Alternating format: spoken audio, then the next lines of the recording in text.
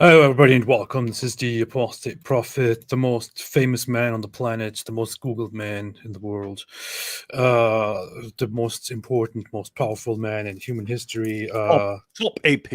Top P, top AP, top something. How is everybody doing? Good. Thank you. Good. David, how are you doing? Yo. I'll be typing for just a second as I share the link For to justice. where we're at. Okay.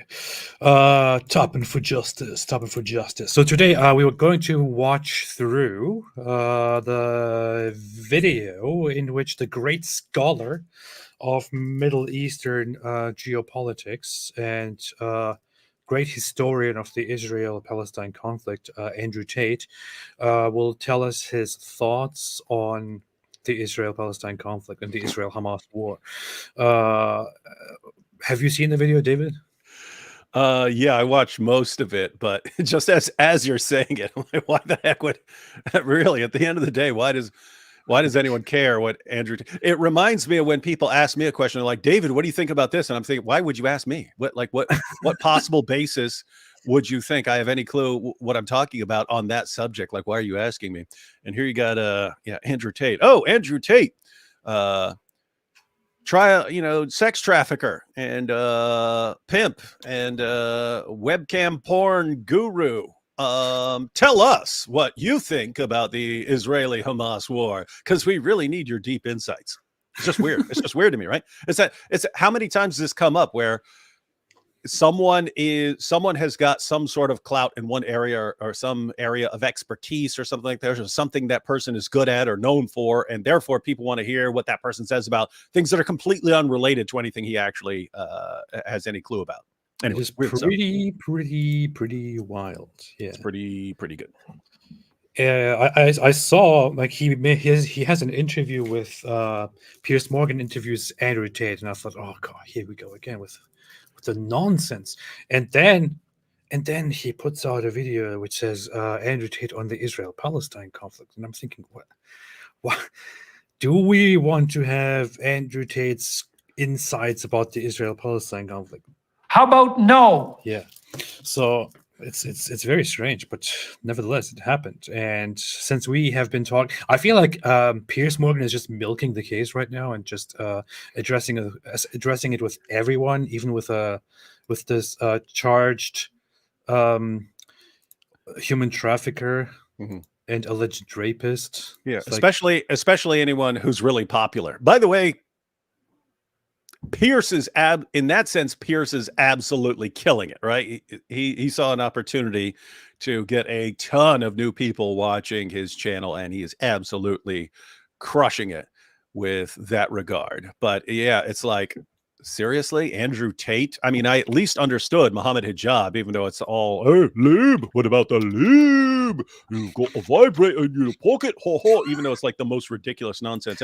I mean, it's weird. I mean, Andrew Tate, as far as like actually, at least sticking to the general idea was actually better than hijab. But it's just weird. It's like what's next? Andrew Tate, could you respond and give us your view on quantum electrothermodynamics? I don't know if that's actually a thing, but why would anyone what possible basis could anyone have for caring what this guy says about anything? Anyway. It is wild. It is wild. We'll see. We'll check it out. We'll see what kind of amazing things he says. I'm pretty sure there will be lots of deep knowledge. It already looks very, very promising with this guy sitting in here and wearing his sunglasses at night indoors.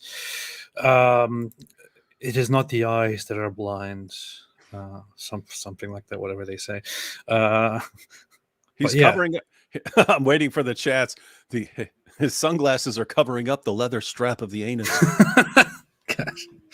All right, mate. Let's see. So let's see how it starts. This is part 2 of this long interview that Piers Morgan had with him, where the first part is just about him and how the situation is going, and this part is about the Israel-Palestine conflict. I haven't watched it. I haven't watched a single minute of it. You haven't seen any of it? Nope.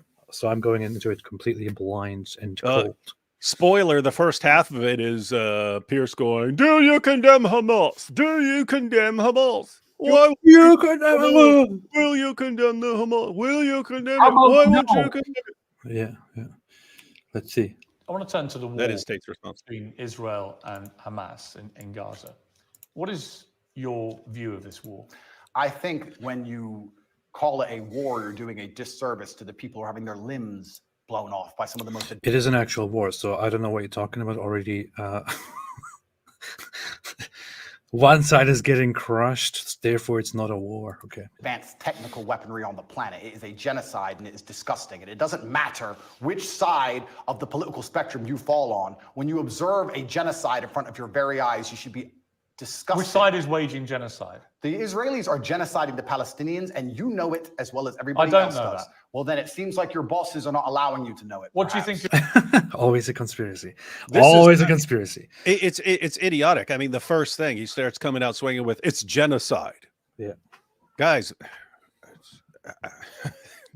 what do these guys think a genocide is? They're about to get into it, but I mean, the level of stupidity in notice, you can object to the idea of bombing a building to get a terrorist who's in the building, right? You could say, hey, we understand why you want that terrorist, but there are a bunch of civilians in there and you're blowing up the building with the civilians in order to get the terrorists. You can actually make a case for saying why you shouldn't do that, and then you could have that discussion.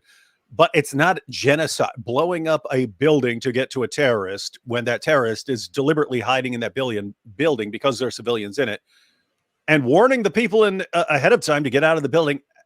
That's not anyone's definition of genocide except these guys right now, and only when it applies to Israel.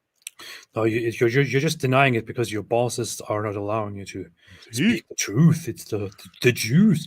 Hold up. Hello, Mossad? Was that okay? All right, good. I'll keep doing that. All right. Yeah. All right, go ahead. I usually talk to them after the show, but Yeah, as long as they keep shoveling the shekels, the super shekels to my boy AP. yeah, shekels. I'll keep saying what they want. Shekels, come in. So, yeah, this guy doesn't know what genocide is. He doesn't know how genocide is defined. He doesn't know what a genocide is. He doesn't know what is going on right now. Where one side has explicitly called for and promised a genocide, the other side has not. And guess what? The one side that did call for it is not Israel. It is Hamas. But let's continue. Of what Hamas did on October the 7th? Why are you starting the story in the middle? I Pierce? didn't. I just asked you about the wider war. I'm now asking specifically about Hamas. I cannot professionally answer that question without talking about the context that led up to October 7th. Well, nothing to my mind. Professionally answer that question. Nothing justifies what happened before. What in the world does it even mean? Like, why is there a professional response from you on that thing? You're just supposed to give your personal opinion on this stuff. You're not a professional here. If I recall correctly, Pierce eventually asks him, "What are you talking about professionally?" Answer. What are you talking about? He says it later. Gosh, this is October the 7th, Pierce. This is the exact point. So you're talking to a man. I don't know what answer you expect from me, because let's forget the fact I'm a Muslim. You're talking to a man who is fighting oppression to the best of his ability because he believes that. Shut up. Fighting oppression to the best of my ability. Where is he fighting oppression? Give me an example. Where is he fighting oppression exactly? People are oppressing his ability to pimp hoes. Yes. People oppress pimps, man. What's going on? This is basically what he's fighting here. He's being oppressed, as in he's prevented from human trafficking, from running a sex trafficking business, and he thinks that is oppression because the authorities will not allow him to continue his human trafficking business, which he bragged about for years. He now thinks he's being oppressed. That is apparently fighting oppression. You're not fighting oppression. You are the oppressor. You're not fighting oppression. You are the one who sides with oppressors. You are the one who brags about oppressing. You are the one who loves oppression. I think your existence is an oppression of humanity, Andrew Tate. To Pierce's credit, he's going to call. Spoiler alert! He's going to call out Andrew Tate on this. Alhamdulillah. Yeah. Let's see. The people in charge of the world are enslaving us all to the point where I detriment my own life. I end up in a jail cell because I'm speaking against oppression. Then you're asking me what I would do if my family... Look at his face. Oh, man, there's your thumbnail right there.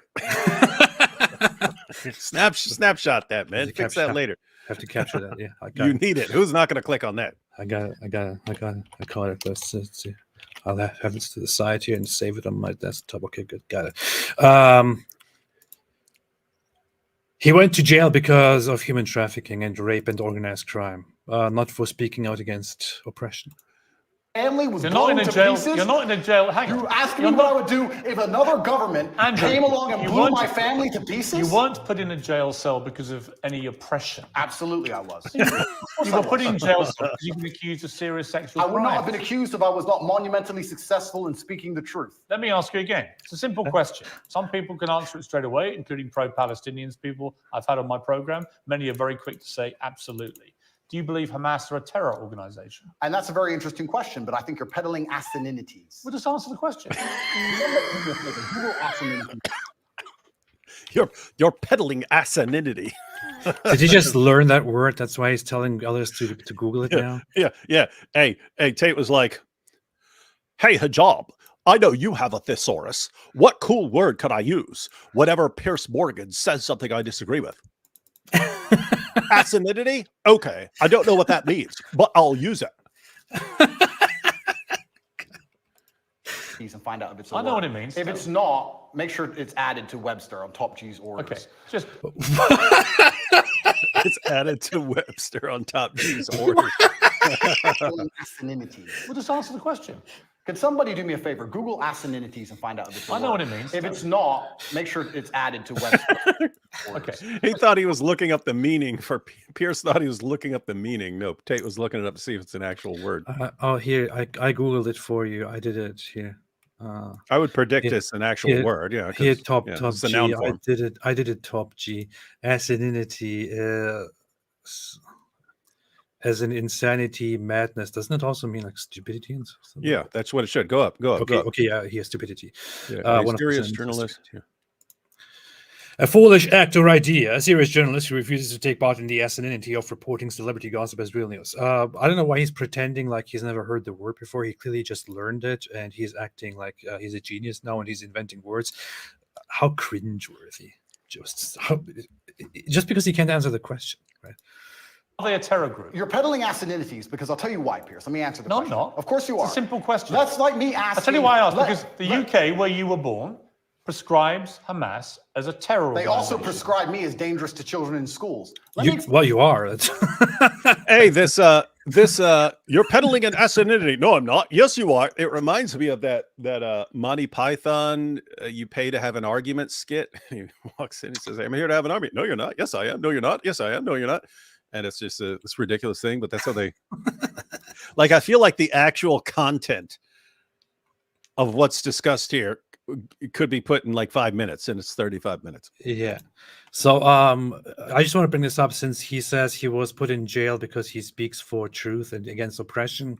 Here is the official indictment, which is approved by the court that is keeping him currently still under awaiting trial, actually.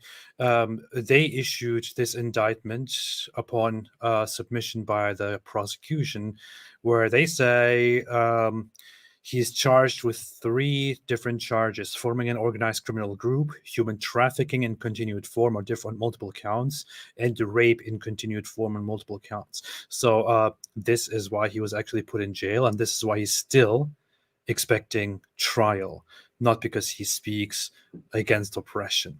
This guy is a sex trafficking pimp who bragged about that forever, and now he's getting it. And he says, it's because I speak against oppression. It's because I'm successful. Shut up, man. Explain something to you, Pierce. You're not prescribed as that. If I were to sit here and say, is stealing wrong? And you'd say yes, and I go, but what if the person stealing is trying to feed their family, and if they don't, their family are going to die? Is it still wrong? You're trying to take a very nuanced and complicated argument and reduce it down to one sentence, which is failure. That's not at all true. The question is very simple. Is Hamas a terrorist organization? Yes or no? trying to equate stealing with a mob of terrorists breaking over a border, going to peaceful... Is that what Israel did? Wait a minute. A mob of terrorists breaking over a border Let me finish. and killing people. Is that what Israel did? Going through a border on October the 7th. Oh, October the 7th. Massacring young people at a festival, massacring families in their homes in a kibbutz, setting fire to them, cutting their heads off, killing babies. Oh, killing 40 babies. That was true. Well, fine. Were the babies vaccinated? Why are you being flippant? What the? What's wrong with this guy, man? Why are you stuttering? Were the babies vaccinated? Why are you stuttering? Yeah. I'm not being flippant. The point I am I making... don't find that funny. No, but the point I am making is that the media lies, firstly. No. Secondly... I can ask you about different things at the same time, right? Sure. So I'm asking you, first of all, specifically. So he said the media lies. That is entirely irrelevant unless we don't know for a fact if Hamas did indeed break in and massacre civilians or not. We do know that Hamas did actually do that. We have abundant evidence by now.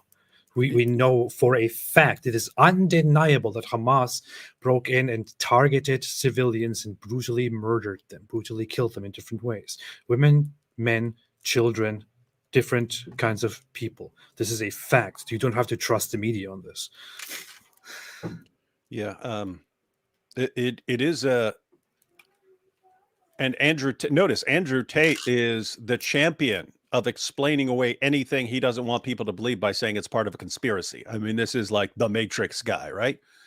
So once your followers are attributing everything they don't like or that they don't agree with to a conspiracy, becomes incredibly difficult to prove anything to them, right? Like, how do you you could have 1,000 news agencies posting video after video recorded by Hamas themselves. You can say it's all made up. It's all part of a conspiracy. Weird stuff. Yeah. White Trash Panel's Head was watching AP's review of Muslim conversion stories earlier today. Watching AP's brain melt over their idiotic reasoning for converting is hilarious. I should continue that at some point. Maybe we should do that together, actually. We should go through every single one. Every time a new one is posted, we should go live and examine their stuff. Yeah, we should. Every one, all day, any day, daring people to post why they converted to Islam. Yeah. They don't post it. There are not many posts. We have to wait a long time sometimes. We should have people notify us. Say, hey, anytime someone posts, here's why I converted to Islam. I found out about the scientific miracles. We can just respond to it. Nowadays, people just say very, very strange things like, after October 7th happened, I started wondering what exactly makes these people so inspired. So I picked up a Quran and then I converted. Okay. As I was running down the street, yelling from the river to the sea, Palestine will be free because it's a cool thing to do, I really noticed that this girl looked really cool in her hijab and I want to be like that. So I converted to Islam, alhamdulillah. Well, specifically, what is your reaction to what happened on October the 7th? Sure, I'll answer the question professionally. I do not condone the loss of human life on either side. I think anybody doing anything which directly damages civilians is disgusting and abhorrent. However, I would be an ass if I could not sit and pretend I do not understand the motivations behind either side. This is not even me taking a side. I understand why Israel is doing what it's doing. I understand why Palestine is doing what it is doing. However, I still call the Israeli actions absolutely abhorrent and genocidal. Okay, we're going to come to Israel's action. Why can he just not answer the question? Is it because of his new allegiances and his Muslim fan base? I don't know. Yeah, it's what's weird here is, like, I actually agree with this part of what Andrew's saying, and that you can actually understand why each side is doing. If you're Israel, you're surrounded by a bunch of people who want to exterminate you, and you've got guys, an actual terrorist organization right on the other side of that fence that wants to completely exterminate you, that has pretty widespread support in those territories. And then you've got people around the world who will instantly start rallying on behalf of this terrorist group. That sounds insane. It's almost like, hey, we feel like we're on our own. We're just going to have to crush these guys and be brutal. I can understand that. At the same time, if I were part of a territory that is kind of completely dominated by a more powerful group, and I'm surrounded by these guys who want to go over there and keep starting fights with these guys, right? In other words, I'm here. There's a bunch of these jihadis around me, and they want to keep going and doing stuff and killing people, knowing that there's a big strike coming in response. And so these guys will go, they'll kill a bunch of people, and then they run and hide in tunnels. Meanwhile, I'm getting blown to bits.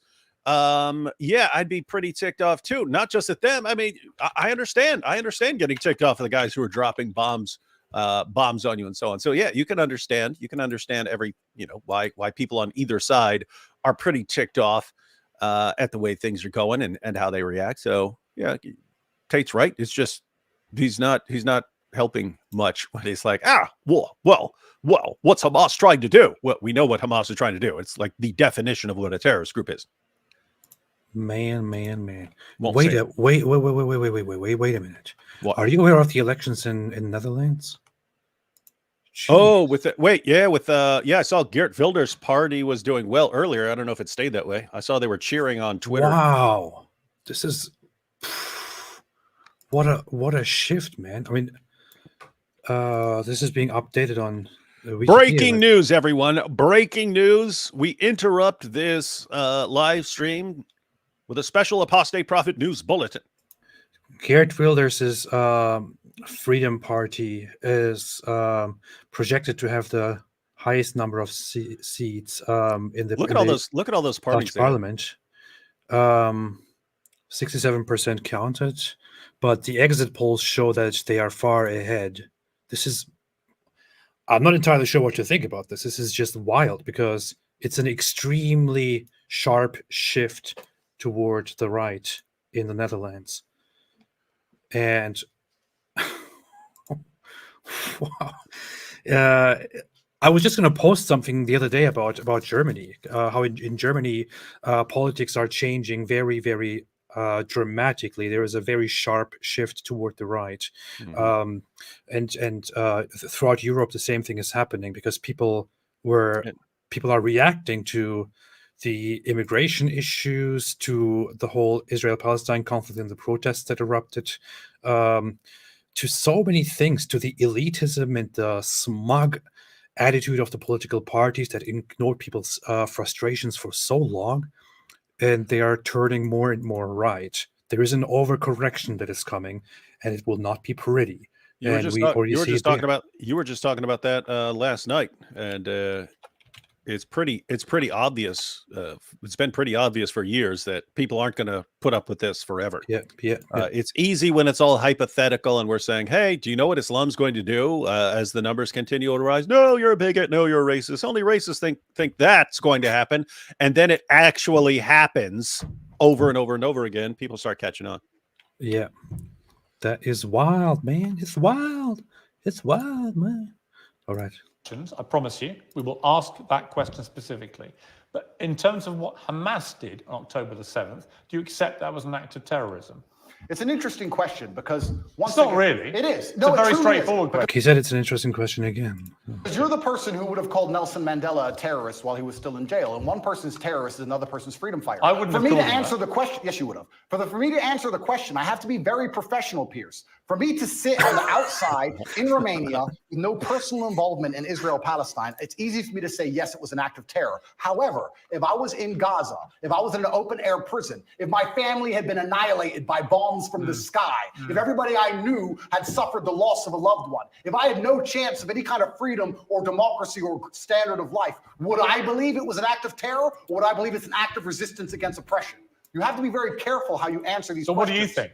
I think I understand what happens when you take people. Just answer that question, man. Oh. No, again, this goes on like half the interview. But one, I mean, think about this, because you've actually gone through some footage and pictures of Gaza. Did not look like the nightmarish hellscape that not at all. Andrew Tate is describing it as. You can look at pictures now after bombings and so on and show piles of rubble and so on, but I don't know, apart from things that happen when these guys launch terrorist attacks, doesn't look all that terrible. I mean, just it's like crowded. That's about it. Yeah. I want to bring up something very quickly to get back very briefly to that whole thing we were talking about, the whole political shift. Breaking news, everyone. No, this is not the news. This is just an analysis. This is about Germany, national parliament voting intention. There is this party, which you can see here, which is blue, called the AfD, Alternative for Germany, Alternative für Deutschland. And that party was only created at the beginning of in the early 2010s and started with 3%. It's got higher and higher and higher. Right now, it's at 21%. Challenging the leading conservative party and surpassing the Social Democrat Party, going for leadership in Germany. And the party is described as far right, as a right-wing populist, anti-immigration, Eurosceptic, and so on. And this is happening because people are sick of being ignored. People are sick of this whole let's just welcome everybody and let's not care about what people say and so on, which is why parties like this suddenly started skyrocketing. This is surging right now. If they take over, this will be the most right-wing that Germany has been since the Second World War. People are stupid. People are stupid. They think, oh, let's just ignore what these people say. Let's just call them idiots. Let's just call them Nazis, and let's just continue what we're doing. That's not how it goes. Yeah, there will be a backlash. There will be a correction. Yeah, and right now that we're right in the middle of Muslims panicking about the avalanche of apostasy and doing everything they can because they're in a panic mode, and the only thing lots of them understand how to do, I mean, talking about the Dawa guys and so on, is to flex and to scream at everyone and to try and insult everyone into agreeing with you and going after people's mothers and wives and kids and so on. Yeah, I think the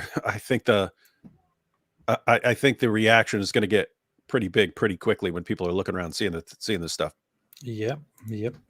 I just hope it will be balanced and healthy, which I doubt.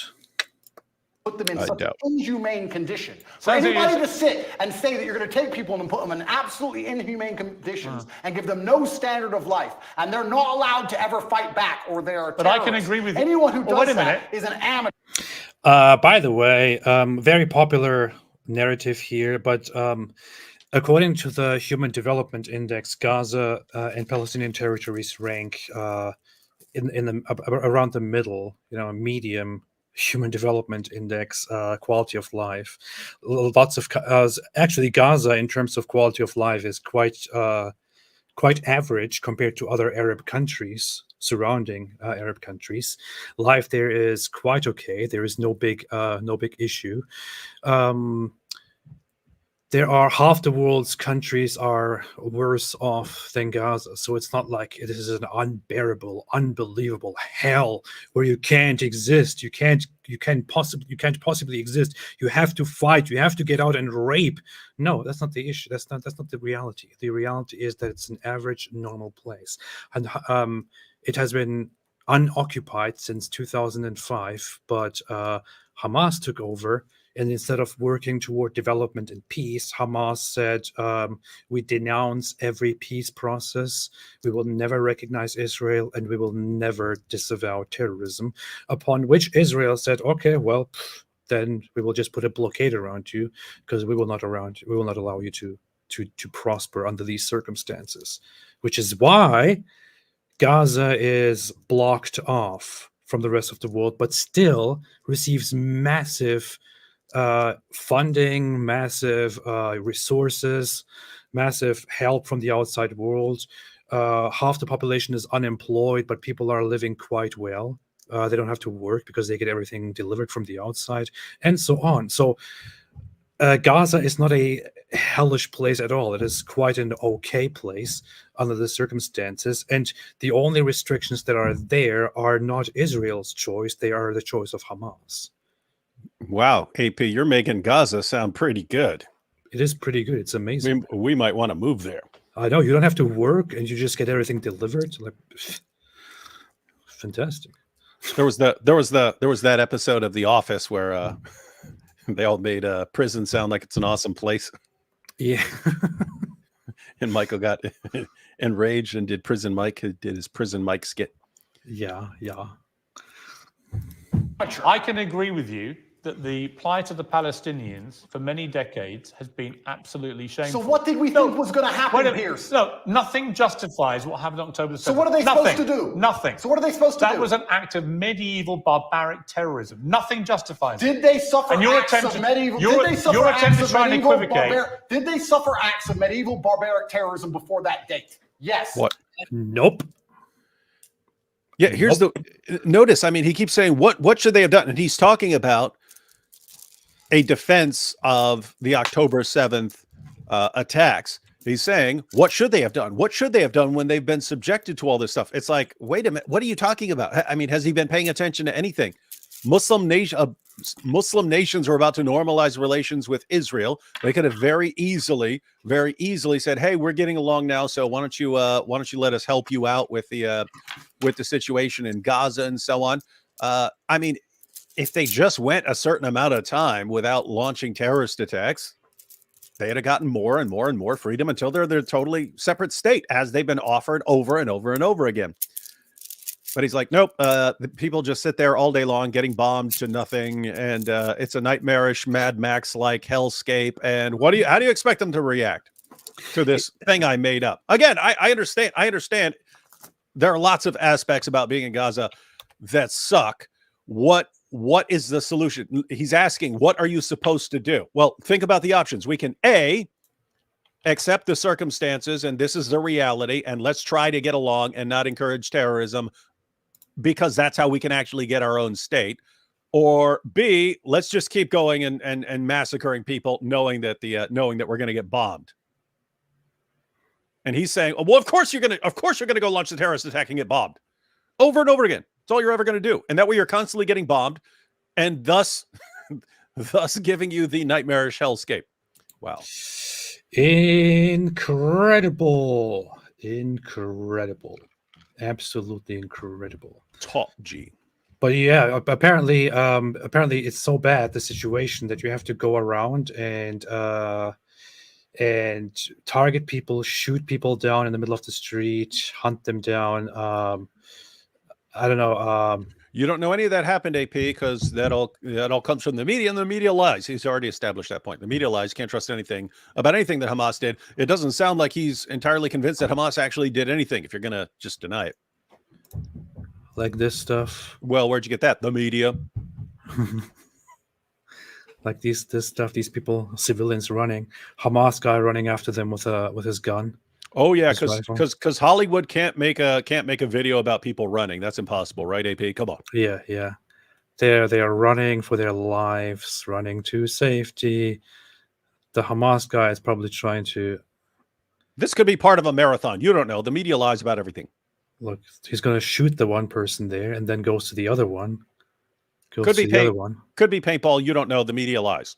That's a girl. I think that's an adolescent, I believe, that was running. And the Hamas member now is so brave. Look, this is the bravery, the brave guys that Mohammed Hijab brags about. Like, IDF are cowards. They don't go and fight man to man. Yes, they should be fighting man to adolescent girl.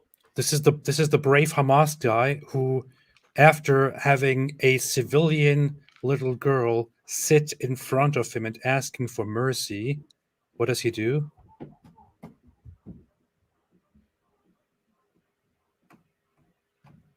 Shoots her. Dead. This is what they did all the time, the entire time within Israel. They went into civilian communities and shot down, beat, tortured, burned, raped, captured random people. Apparently, this is what you need to do if you are oppressed under these terrible circumstances in Gaza, where you can, where you have very nice beaches and go out to the beach all the time because nobody has to work anyway.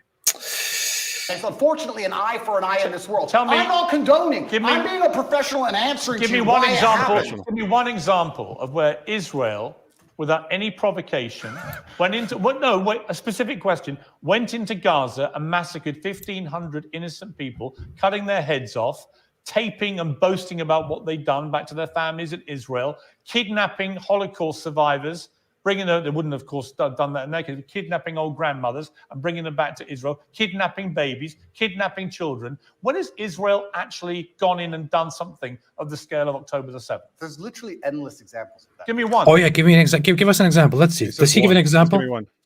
Let's see. In 2014, they were bombing civilians. Give me, And you know what? Pierce. Notice what he said right there. Bombing civilians. Yeah. Meaning, yeah, look at this. As a result of an operation in response to a terrorist attack. Nothing. The question was. I'm No, not let me talking answer. about what they would categorize as retaliation for rocket strikes. And there's an arguable point, as there is, for example, I'm vehemently against the expansion of the settlements on the West Bank. I think there are legitimate questions about the proportionality of Israel's response here. Yeah, but in question. terms of what Hamas perpetrated on October the 7th, there is no instance of Israel doing that to the people of Gaza. And you have to accept that. If you don't accept that, you're either deluded or you're deliberately not wanting to say the obvious, which is that was an act of Yes. Share the super chat by Ezra. Man. It's the most recent super chat. Ezra Gerger said Tate must have been listening to Far 4. Yeah, but notice he's giving his version of events is exactly what Far 4 says is the version of events. Yeah. Andrew Tate is giving the version of events from Hamas Palestinian Children's Television.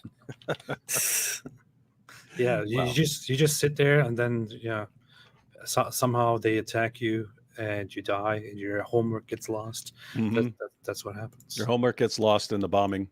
Yeah. See how this is an instance of a very typical position where somebody like Andrew Tate, who doesn't know anything about the conflict, who doesn't know anything about it at all, except just repeating slogans, repeating stuff that people say here and there. He doesn't know anything about it, but he tries to talk about it. He tries to act like he is, of course, right. He knows, of course, what is going on, and he's now getting stumped by Piers Morgan, which is very, very shameful. I mean, Piers Morgan doesn't often catch people and expose them this way, but he's being. He just got destroyed here in the argument. on the West Bank. I think there are legitimate questions about the proportionality of Israel's response here. Yeah, but in terms of what Hamas perpetrated on October the 7th, there is no instance of Israel doing that to the people of Gaza. And you have to accept that. If you don't accept that, you're either deluded or you're deliberately not wanting to say the obvious, which is that was an act of terrorism, because you're concerned about upsetting people in Palestine. Is that the case? Let me go back to my first Yes, point. that is the case. That is the case. I'm actually impressed with Piers Morgan here. I mean, That is exactly the case. Any idiot can see, even if you want to condemn Israel too, any idiot can see that Hamas waged a terrorist attack. How is that even a debate that's been going on for 6 minutes and 30 seconds so far, and is still going to go? How is that even a debate that it was a terrorist attack? Why won't Tate say it? Because he knows Muslims will flip out on him, and that's whose favor he is seeking right now. Plus, he also got caught. Piers Morgan asked him, give me one instance where Israel did the same thing. He started laughing it off. There's so many. Give me one. Give me one. They bomb civilians. It happens. Don't ask me. Just look it up. This is embarrassing. Don't talk about stuff you don't know anything about to please your audiences. Giovanni Garcia is about time, AP. Dang, typical atheist being late. They don't believe in being on time either. I know it's atheists. No, didn't say atheist, said atheist. I think that's a girl atheist. That's weird. It is. Anthony Lafleur said, do you think King Tate learned about the conflict from far further out? Yeah. He did. Very much. That would, by the way, anyone who's watching, we give you awesome video ideas left and right. You make a video. Andrew Tate learns about the Palestinian conflict from Far For the Mouse. Then you just play the Far For the Mouse clip, and you show Andrew Tate saying the exact same thing. Yeah.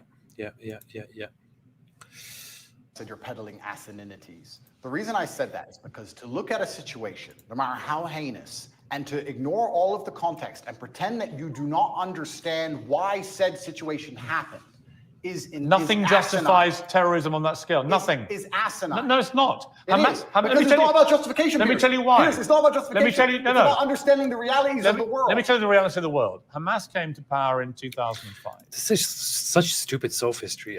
It doesn't matter what you say about understanding the reality. Yes, we can understand the realities of what people do. Why people do what the things they do, but you still have to look at the situation and accurately describe a brutal, vile act of terrorism as a brutal, vile act of terrorism. Yes, I know they do things because they are motivated by many different factors. But hey, is that act condemnable or not? Is it justifiable or not? Is it an act of terrorism or not? This reminds me of Bill Burr. He has that. He has a clip about wife beating, and he'll hear like so and so hit his wife, and he says he's always like, well, what'd she do? And people are like, what? Nothing justifies it. Like, no, I'm not saying you do it, but it's going to affect my view of what happened. So is this a guy who comes home from work and his boss chewed him out, so he comes in and beats on his wife? Or is it like she burned all his stuff, threw all his stuff out the window, and he flipped out and hit her? But the point he's making is, yeah, you can understand someone's reasons for doing stuff. You can say, oh, I understand why that guy flipped out and so on. You still condemn what he did. Say, look, even if you're flipping out and she burns your stuff, you don't swing on her. You don't do that. So you could, in other words, you can take everything Andrew Tate is saying and say, okay, I get why this person is mad. I get why this person's mad. That person's really, really enraged in a way that I've never been in that situation. So that person, I get that there are all these reasons and so on. You still don't do it. You still don't run around massacring all these people running around and so on. Yeah. There are some lunatics here in the chat. I don't know. Oh, shocker. I don't know why. There's some big lunatics here in the chat, including one that said something about Anne Frank. And that is very messed up, number one. But the other issue is also that the person can't even spell Anne Frank. So, oh, yeah, here. Underwood said Anne Frank is in hell. Very helpful. Thank you for the contribution. Maybe you should Google how to spell her name first. So, yeah. Hamas's initial founding charter made it clear that they are for the eradication of Israel. And on October the 7th, they proved what that means is they will kill every Jew they can get their hands on. They are an existential... That is not even the extent to which the charter goes. This is a very big understatement. They prove what that means, that they are for the eradication. Hamas's initial founding charter made it clear that they are for the eradication of Israel. And on October the 7th, they proved what that means. Hamas's initial charter is not only for the eradication of Israel, it is for the eradication of Jews. The killing, the massacring, the extermination of Jews as a promise by Allah and Muhammad, which they aspire to, which they hope for. That is what is said in the initial charter of Hamas. So they are not just against the existence of Israel, they are against the existence of Jews altogether and want to kill them. But AP, the media lies, and the media is run by Jews. So how can you believe any of that you just read from Hamas's own charter? I can't trust the media. Yeah. Can't trust the media. What if the media makes me see things the way they are not? You never know. Yeah. Is they will kill every Jew they can get their hands on. They are an existential threat to people in Israel and to Jewish people. And that is, I'm afraid, the purest personification of a terror group. I also think by doing what they did, as they have done since 2005, they weren't representing innocent Palestinian people in Gaza. Who are suffering now. They knew, yes, but Hamas knew when they did what they did that Israel would respond the way they did and that thousands of innocent Palestinians would get killed. They knew that, and they still did it. So my question for you is, why can't you, which is my position on this, is very straightforward. What Hamas did was an act of terror. an absolutely despicable act of terror and should be called exactly what it is. And they are now demonstrably a terrorist group. That is why they were rightly prescribed that by the UK and America and other countries. And to try and pretend they're not makes you sound like Jeremy Corbyn. I can't think of a worse insult. Burn.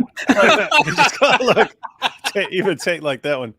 Called him the Jeremy Corbyn. Man.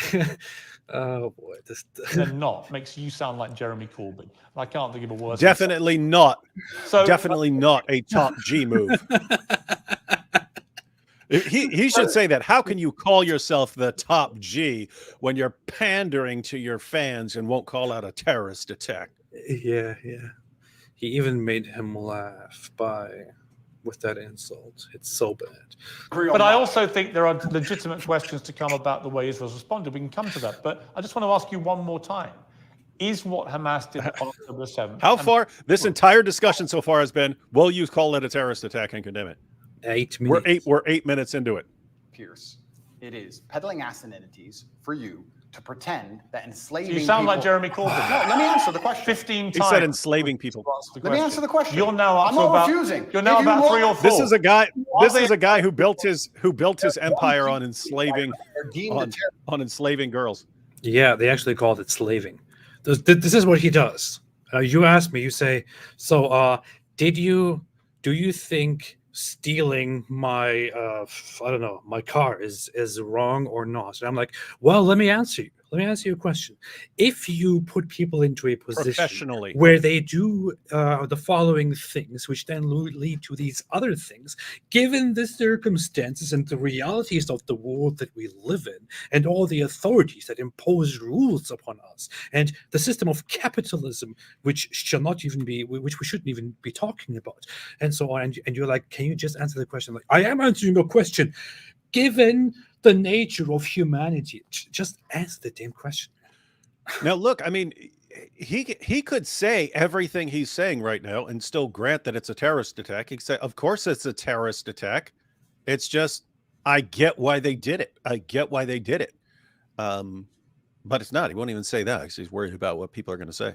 Yeah. They're going to be angry. Top G running around pandering to his viewers. Look at this, by the way. No, I can't look at this, of course. You can't look at it because there's an error. Yeah. Look at this. No, this is translated by memory. And Hamas Friday sermon from Deir al-Balah, Gaza. Al-Aqsa TV. Broadcast directly on national TV by Hamas in Gaza. On the One TV channel. It's like 1,000 years ago. أننا سنبيدكم على بكرة أبيكم ولن نبقي منكم أحدا. We will exterminate you. We will not leave one single one of you alive. لأنكم ظلام الأرض وشذاذ الآفاق ومرتزقة الزمان بل مرتزقة كل زمان. راجعوا التاريخ أيها الإخوة فما وجد اليهود في مكان إلا سعوا فيه فسادا. ألم تقف على قول الله يا مسلم. So yeah, in the speech, this broadcast on national TV to every single Palestinian, especially people in the Gaza Strip, the guy preaches to all of them, we will kill the Jews, we will kill them, we will not leave one of them alive. We'll just look at what Jews do. Wherever they are, they spread corruption. We have to kill them all. This is what they preach in Gaza. But no. It's just, if you put people in a position, where they are, where they can't live very comfortably because you don't give them what they want, which is your own extermination, then of course people will do such things. Yeah. What do you think? I think that if you lock people in an open-air prison and steal their land, they're going to retaliate. So they're not a terror group? I think they're going to steal their land. Not a terror group. One team's terrorists is another. Okay, we're now up to about 8. Are they a terror group? And also, another thing I want to make clear to you, Pierce. Only Jeremy Corbyn has done this. Refuse to answer the question. I think that what they are doing is he also doesn't know what. It is funny. I've asked a ton of people this. The only person who wouldn't answer, like you're not doing, is Jeremy Corbyn. You are the only person who is in the exact same category with Jeremy Corbyn. Yeah. maybe Jeremy Corbyn is the real top G. Is that the case, Andrew? Open a prison, steal their land. I bet you, if you ask him about stealing the land and He what has he no clue what means, he's talking about. what he means by it, he will not know what he's talking about. No, nothing. He doesn't know what he's talking about at all. He will have the standard Farfor the mouse understanding of They what happened. steal our land. Steal our land. It was all ours. I even have the papers here. But the Zionists, the Jews, they came and they stole our land. Deemed an act of terror by the people that the terror. Don't use Weasley words. They're not Weasley. Of course, the Israelis think they're a terror group. Of course, Wait. He said Weasley. He said, Oh. "Don't use Weasley words." Why did you say that one? I think that what they are doing is seemingly deemed an act of terror by the people that the terror. Don't use Weasley words. They're not Weasley. Of course, the Israelis think they're a terror group, and of course, the Palestinians think Actually, they're freedom fighters. most It's of the- stupid that you're asking the question. Most of because the it's clear. civilized world thinks they're a terror group who committed an act of terrorism. It's not difficult. What they did was an act of terrorism. And I think that if Israel continues to I'm gonna conduct come to- acts of I'm going terrorism to on the Palestinian people, they're going to do nothing. So he immediately states, this gets lost in the conversation here, but he immediately states that what Israel does are acts of terrorism, but he refuses to call what Hamas does an act of terrorism. Although he said at the beginning, I understand, I don't side with either side. I understand that both sides do what they want for different purposes under different circumstances. He then here right now repeatedly calls what Israel does, which he can't even describe, he couldn't even give an example, as terrorist acts, but he refuses to call what Hamas did on October 7th a terrorist act. This is how dishonest this is. Yeah. I mean, going along with what Tate's talking about of being able to see things from different perspectives.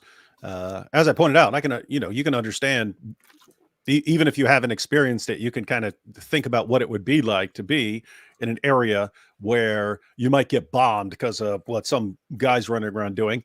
Yeah, you might be very enraged at the people who drop a bomb on you and so on. But think, going back to that memory clip you were playing with that preacher. If you're Israel, you've got guys who are just a couple miles away from you preaching this stuff and saying, we're going to exterminate every last one of you. And if you want to take this guy out because he's actually inciting genocide, then you do what? Oh, here's where he is. We'll drop a bomb on him. Then the civilians are there and so on. So it's a pretty crap situation. Yeah, well, but don't you know, David, that in reality the term terrorism is a neo-colonial social construct which aims to serve the Western powers and their allies. So, what does terrorism mean anyway? So, Hey, did you post? You got our responses there? Where's your response? Oh, my one response is here, which says, no, you why posted. Did you say so? You posted your own.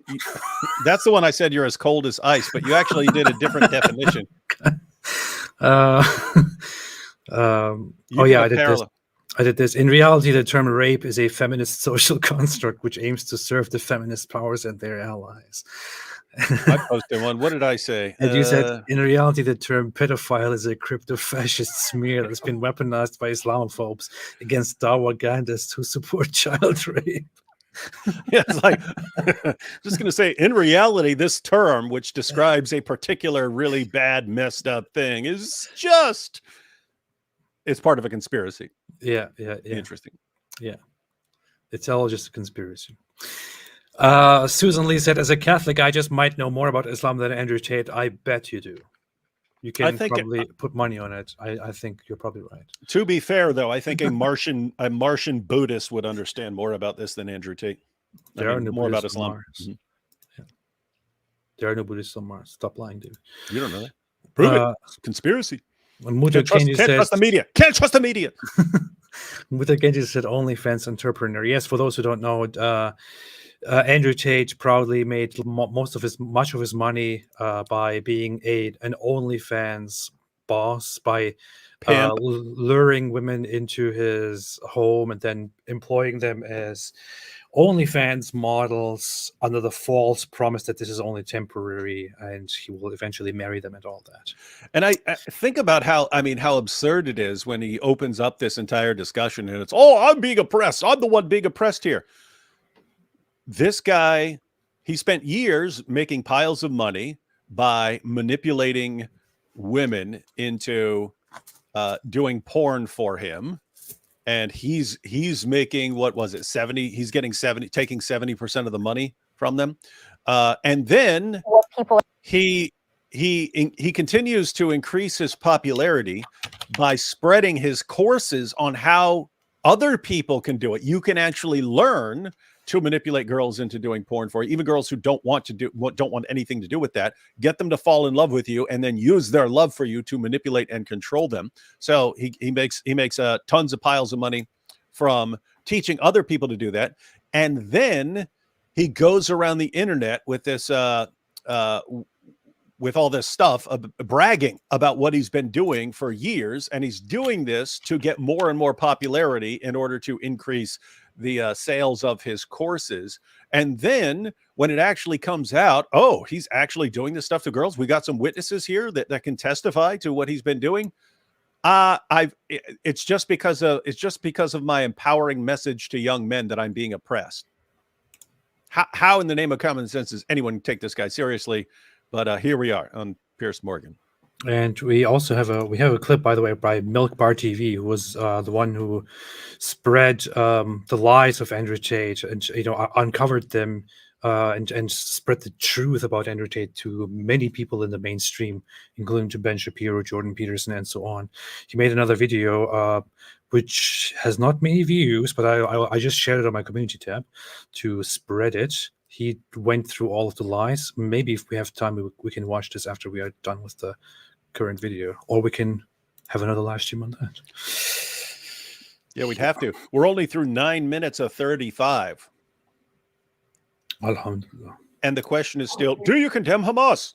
Used to conduct acts of terrorism on the Palestinians. Wait, why are you stuttering? You just got him stuttering. Reaction. Why stuttering? That's a different conversation I'm about to have with you about Israel's response. But before I get there, one more time, is Hamas a terror group who committed terrorism? I think that when you lock people in an open air prison, you're going to have to you're not going to answer. Retaliation. No, because I have to. There's people who are first. Jeremy Corbyn, everyone. I think it's there are people who will be angry with me if I say they are. That's why I can answer the question, of course. Yeah, Mohammed Hijab will call me and start talking about vibrators if I say anything he doesn't want. Yeah, I don't know. Andrew, I just saw you. I just watched you on Piers Morgan. Why were you shaking when he asked you about you little weakling? Do you have a vibrator in your pocket? Spineless. Sure. I do. That's fine. You sound like Jeremy. Wait. He just called him spineless. Okay, retaliation. No, because I have to. There's people who are first things I want to say. If you don't mind me saying, I think it's spineless. Sure. I do. That's fine. You sound like Jeremy Corbyn. Well, that is an insult. Did you see my interview with him? No. Right. 15 times last week, I asked him the same question. 15 times he prevaricated and wouldn't answer. Eventually, when someone does that enough times, you know what they really think. Okay. You don't think they're... You know what? I heard so much trash about Piers Morgan over the years. And after watching two people who have gathered so much reputation, so much respect over the many years, namely Candace Owens and Tucker Carlson, when they interviewed this guy, they were like, they were being like, oh, hey Andrew, yeah. So what do you think about this? And what do you think about that? Oh yeah, what you're doing is so important. Oh yes, of course you're right. They were acting like that, and Piers Morgan is here. He's grilling him. He's calling him spineless to his face right in front of him. I don't know. I just got. Suddenly, I have so much respect for Piers Morgan. Yeah, I have to say, Andrew, you come across as a spineless little weakling. I wonder if you can even fight. Perhaps I could take you. But I've rarely seen him like this. He's being very harsh right now, and this is good to see. I'm actually positively surprised here. Where Tucker Carlson was just being a little tool and was being used by Andrew Tate and was appearing like a little. Tell me, Andrew, what's it like to be the greatest man alive? Wow, I just sit here in awe. And why are all the jealous people who are accusing you of all these things that you bragged about doing for years, why are they coming at you? Just because of your empowering message to young men? And Candace was like, "Oh, I just find it so unfair. It's so unfair that they come after you just because you say such great things and you inspire young men to become better men. Isn't it so unfair? It's disgusting." These people. Let me answer. You don't without think being they're a terror interrupted. group? No, what I think is this. On certain Because I'd be scenarios, really curious what you think an act of terror is if it's not massacring 1,500 innocent people. it's not. I can tell you what it is. It is a metaphysical matter. Including Holocaust survivors, Pierce. kidnapping babies, Pierce. decapitating Pierce. people, cutting their limbs Pierce. off, raping women. Yeah, talk about missing limbs. We're going to talk about that when we talk about what We Israel have are, done. but So when we let's- get there, it'll be in the context of you not admitting that was an act of terror. Well, let me answer the question for the final time. I am a realist.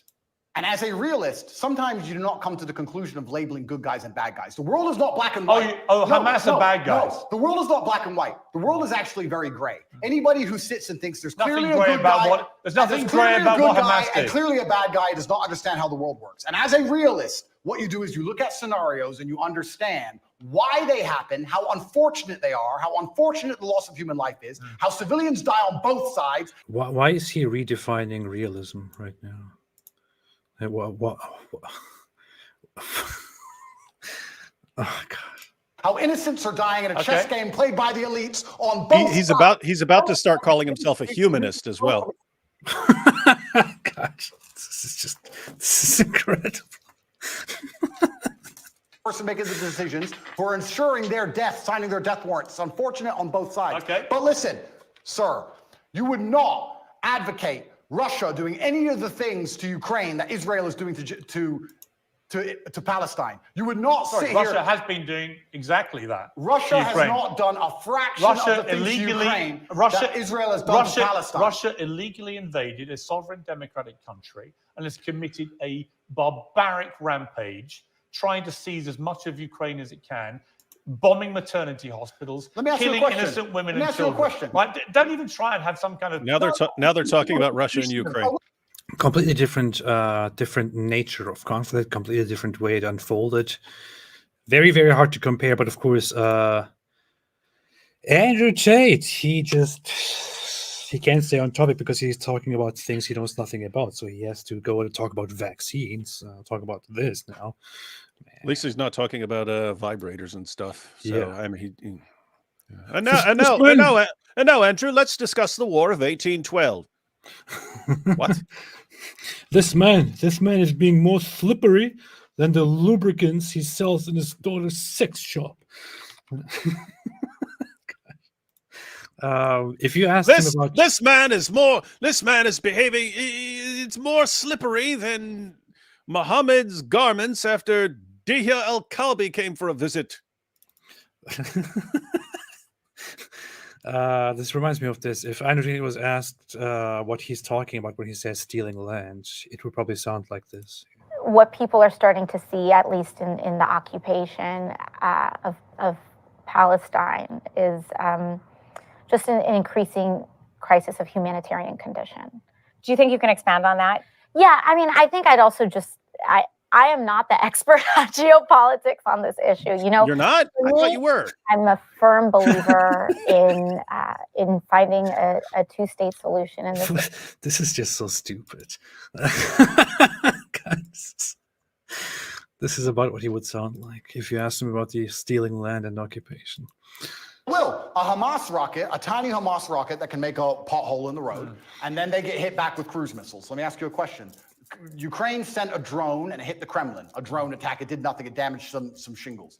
If Russia decided to then respond with a missile attack on a hospital and annihilate 800 people, It has been. do you think that would be allowed? That's exactly what it has been. Would you? Russia has actually been, from the very first day of the invasion, bombing and shooting at residences, hospitals, and all kinds of places.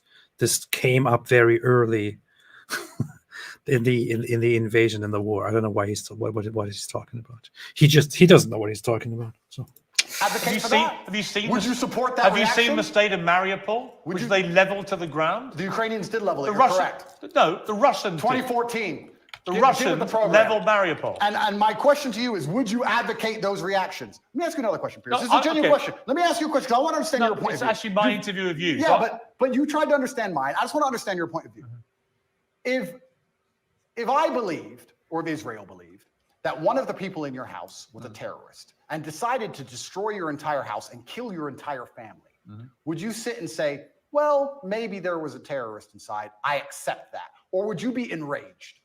Genuine question. I don't think you can take an individual person's response. Well, it's a bunch of What a stupid comparison. Do you want to analyze why this is a very idiotic comparison, David? Do you want to go through this? I was actually on what they just brought up a second ago about Ukraine. I just looked up how many civilians have been killed from the Russian invasion of Ukraine. It's more than 10,000 so far. Oh yeah.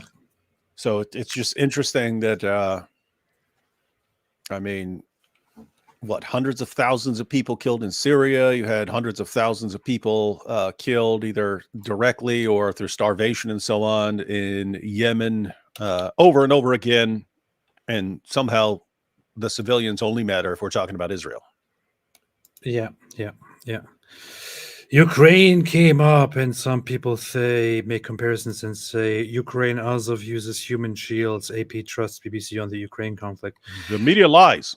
I don't know why you're trying to say something. Why you're trying to accuse people of being fooled by the media while bringing up something like this. Ukraine Azov. Do you know how many members Azov has? Which is this far right neo-Nazi-ish military movement in Ukraine. Do you know how many members that has? It has about like billion.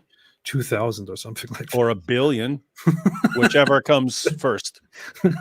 It's like a tiny little section, like a tiny little spot in the Ukrainian military forces, a tiny little spot in the Ukrainian population.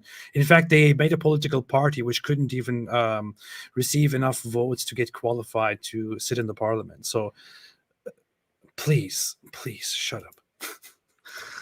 Individual people in Gaza, individuals with thoughts and dreams and aspirations which are being annihilated. 15-year-old girls without legs because of cruise missiles. They are individual people. They're not cattle. Let's come to that. They're people. Right, and so were the people in Israel on October the 7th. They're not cattle. They're not cattle like my webcam girls. They're people. Bar of terrorism. It's not about reaching bar of terrorism.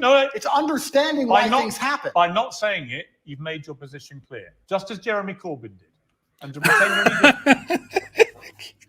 you're any Just as Jeremy Corbyn, your ideological twin brother. Man. Zippy Murphy said, David, would an AP awesome work you too? Did you get a chance to watch Sam and Eric? David, are you doing any more videos with Sam Shimon? Sam and Eric, Eric Weinstein. About. Sam Harris and Eric Weinstein. I guess that's what you're talking about. No. We haven't. I haven't. I think both of those guys are very insightful people, but the thing is, what were they talking about? They're very painful. They're very boring to listen to. But I agree that they are both very insightful. I think they talked about the Israel-Palestine conflict and what. Oh yeah, how to solve this? 2 hours? Yeah. Difference between difference between religions on trigonometry. Which trigonometry is a channel that I like, and I like. They're pretty cool posts here. And I like both those guys. Yeah, might be worth looking into, but it's way too long to. Yeah, maybe we why could pick a section. Why can't they make it 5 minutes? Yeah. Yeah, maybe we could pick a section here and one day go through it. For example, there was the mindset of Hamas. There was we are at war with jihadis. Anti-Semitism. Why are Jews so successful? And they talked about jihad at some point. I don't know, but yeah, we could talk about this. We could pick something. Isn't it funny? Thinking about the way Douglas Murray was talking about it. You're thinking, if you're a Muslim and you believe you have the final prophet and the final revelation and you've got the ultimate source of knowledge, wouldn't you expect that if you're the group that's guided by this ultimate resource, that you'd have, quite a bit of success in the world? and not be making all these places that no one wants to live in and everyone wants to get out and go to other places. Wouldn't you think that? But notice you could flip that and say, if you were Jews and they're talking about, hey, why are these guys so successful? Wouldn't you be like, I don't know, it's got to have something to do with what we believe, huh? Got to do something.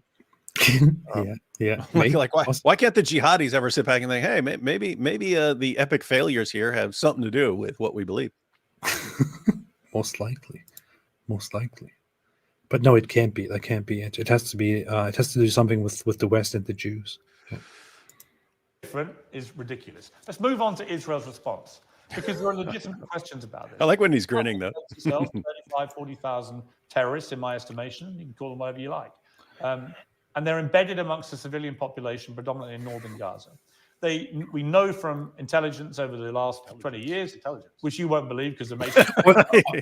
The comparison. So, if, for example, within Israel, this is also very interesting. Mohammed Hijab asked a similar question several weeks ago, maybe. He said something like, if there was a terrorist hiding in Israel or something like that, and Israel, would Israel start bombing that place, with the excuse that there is a terrorist inside or something like that, which is a very stupid scenario, very stupid comparison. They probably wouldn't start bombing because they could just go in. They could just go in and storm the place and find the terrorist and drag them out. If there is no terrorist, they would end up not finding them, but they would not need to bomb that place under any circumstances.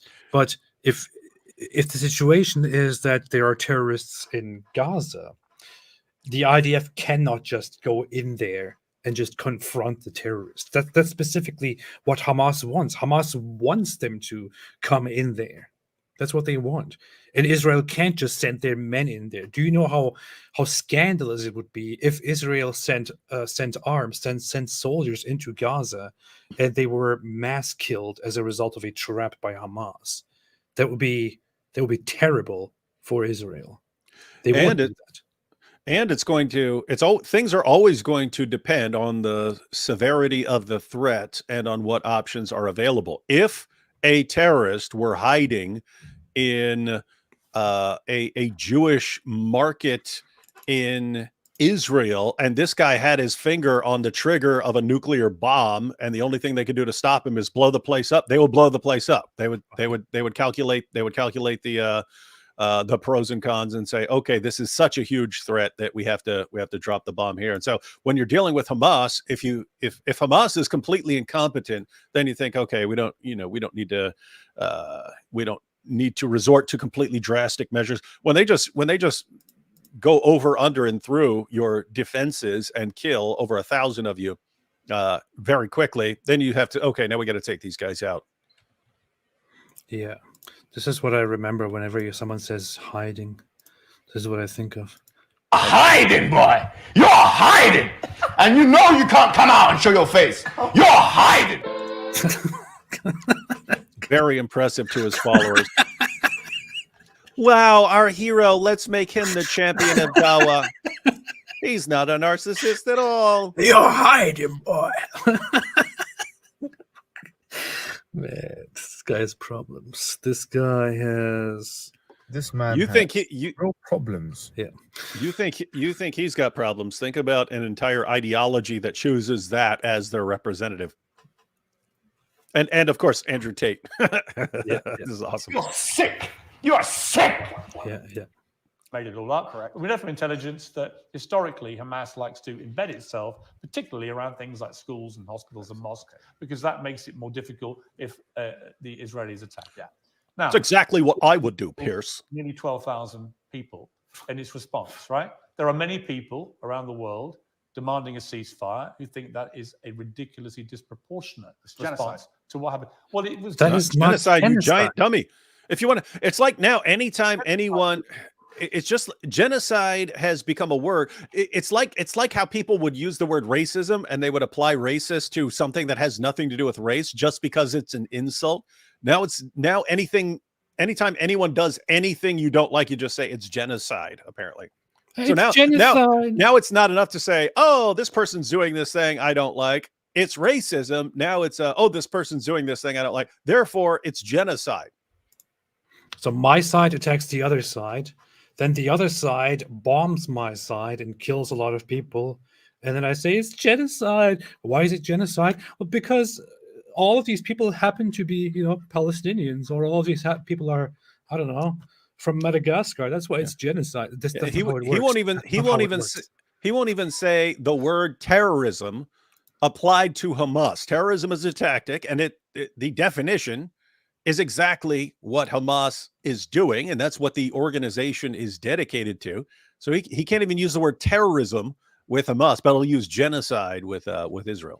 Yeah, terrorism is nowadays it has become kind of a very I don't know how I can say that. Like I don't want to say stigmatized or derogatory. It is of course bad, but it has become like it has these evil undertones where there are still terrorist organizations that openly say we are a terrorist organization, or there were terrorist organizations a century ago that said our methods are terrorism. Yes, we want to fight through terrorism to reach our goal.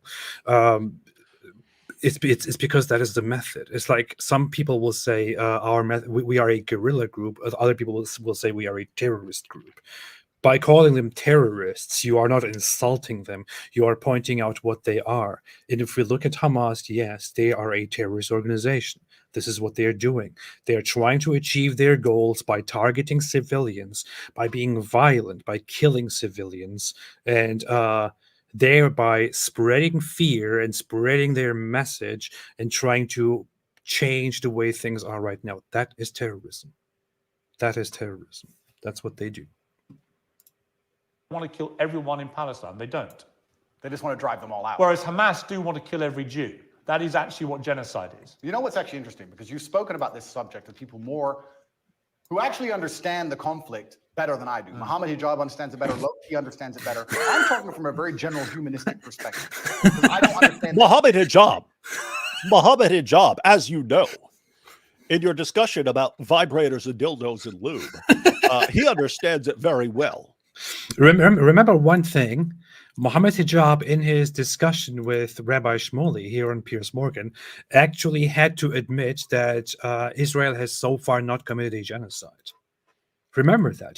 That is correct. He did admit that it would be a genocide if they killed like millions of Palestinians, but at this point, they have not committed a genocide. He had to admit that. And he said it would be a genocide if they applied his fictional 100-to-1 ratio in order to exterminate all of Hamas, because based on the number of Hamas fighters, if you wanted to kill all of them and you killed 100 times as many civilians, it would be a genocide. But notice he's saying, as you pointed out, he's saying it hasn't risen to the level of genocide. He's saying it would if they did what they would need to do in order to exterminate Hamas, on the assumption that my 100-to-1 ratio is correct. By the way, the 100-to-1 ratio is based on me not being able to read a headline. That's what he would have to say. Man. How epic would it have been right there for Piers Morgan when he goes, oh, but there are people who know so much more than me about this, like Mohammed Hijab, Captain Golden Showers. If Pierce would have just jumped in, wait a minute, Hijab said it's not a genocide yet. So are you saying, do you condemn Mohammed Hijab? That'd been awesome. Yeah, let's see. For those who don't know what we're talking about, here it is. What you don't do, I can tell you for a fact, is try and kill 30,000 of them with a 100-to-1 ratio. Because if you do that, then you're committing genocide, because you'd have to kill 3 million Palestinians. Rabbi Shmuley? Do you even know the definition of genocide? I haven't said genocide. What's it? You just said it. I said if you. What is the definition of genocide? What's the definition? I said if you do. You always claim to be an academic. You're always touting your Oxford credentials. What is the definition? All right. Conditional. Genocide is where you'll be genocidal. Genocide is where you target an ethnicity. So thereby he said that he hasn't accused Israel of having committed a genocide. If they did that, that would be genocide. And we keep giving everyone the topics. You YouTubers who are watching, we keep giving you the topics. Here it is. Mohammed Hijab destroys Andrew Tate on genocide. That's it. That's it. You play the clip of Andrew Tate. You just cut all the clips out of Andrew Tate. It's genocide. It's genocide. It's genocide. And Mohammed Hijab. Oh, I didn't say that. I said if you did this. Yeah. That's very, very, very funny. Very funny.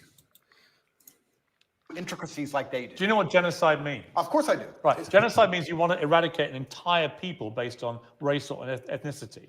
Israel clearly doesn't want to do that to the Palestinian people. Clearly not. If it did, it wouldn't tell 1 million of them, as it turned out, who moved south. Now, there are arguments about whether to attack them as they moved. Well, some people not really. got hit as they moved. Oh, some people got hit. Yes. Some people got hit. You know what? You know Andrew, what happens? You know what, Andrew? Wait till it's your son, son. You know what? Wait till it's your son. I agree. And you know what, Andrew? War is horrific. It's horrific. The question is it a just war for Israel? What is it good for? It's also funny that he says clearly he doesn't know the conflict. He doesn't know the history of it because he doesn't know a single thing except being a pimp and all that. But the recent history of the conflict is also that Israel deliberately in 2005 pulled out of the Gaza Strip and allowed it to self-govern. Not as a sovereign state yet, but to self-govern and to work toward it. If prior to that, Israel was occupying Gaza. It was under Israeli control and occupation as a result of wars. So if Israel had wanted to, eradicate the Palestinians or drive them out of Gaza, they would have done that. They wouldn't have pulled out of Gaza. That makes no sense. If their aim was to drive them out of Gaza, they wouldn't have pulled out of Gaza. That makes no sense at all. That brings them in no way closer to driving them out of Gaza. That is stupid. But of course, Andrew Tate wouldn't know any of this. He doesn't know. He just needs to find an Israeli pen pal. To Hamas, and if it is, and you believe as I do, Hamas has to be got rid of. How do you do that? If you don't do it the way Israel is doing it, how do you get rid of that terror group? Now, you won't agree with anything they're doing because you can't even categorize them as a terror group. No, the reason I won't agree with them is because I'm a human, Pierce. Please let me answer this. Ooh, you're not human. Andrew Tate dehumanizes anyone who disagrees with him.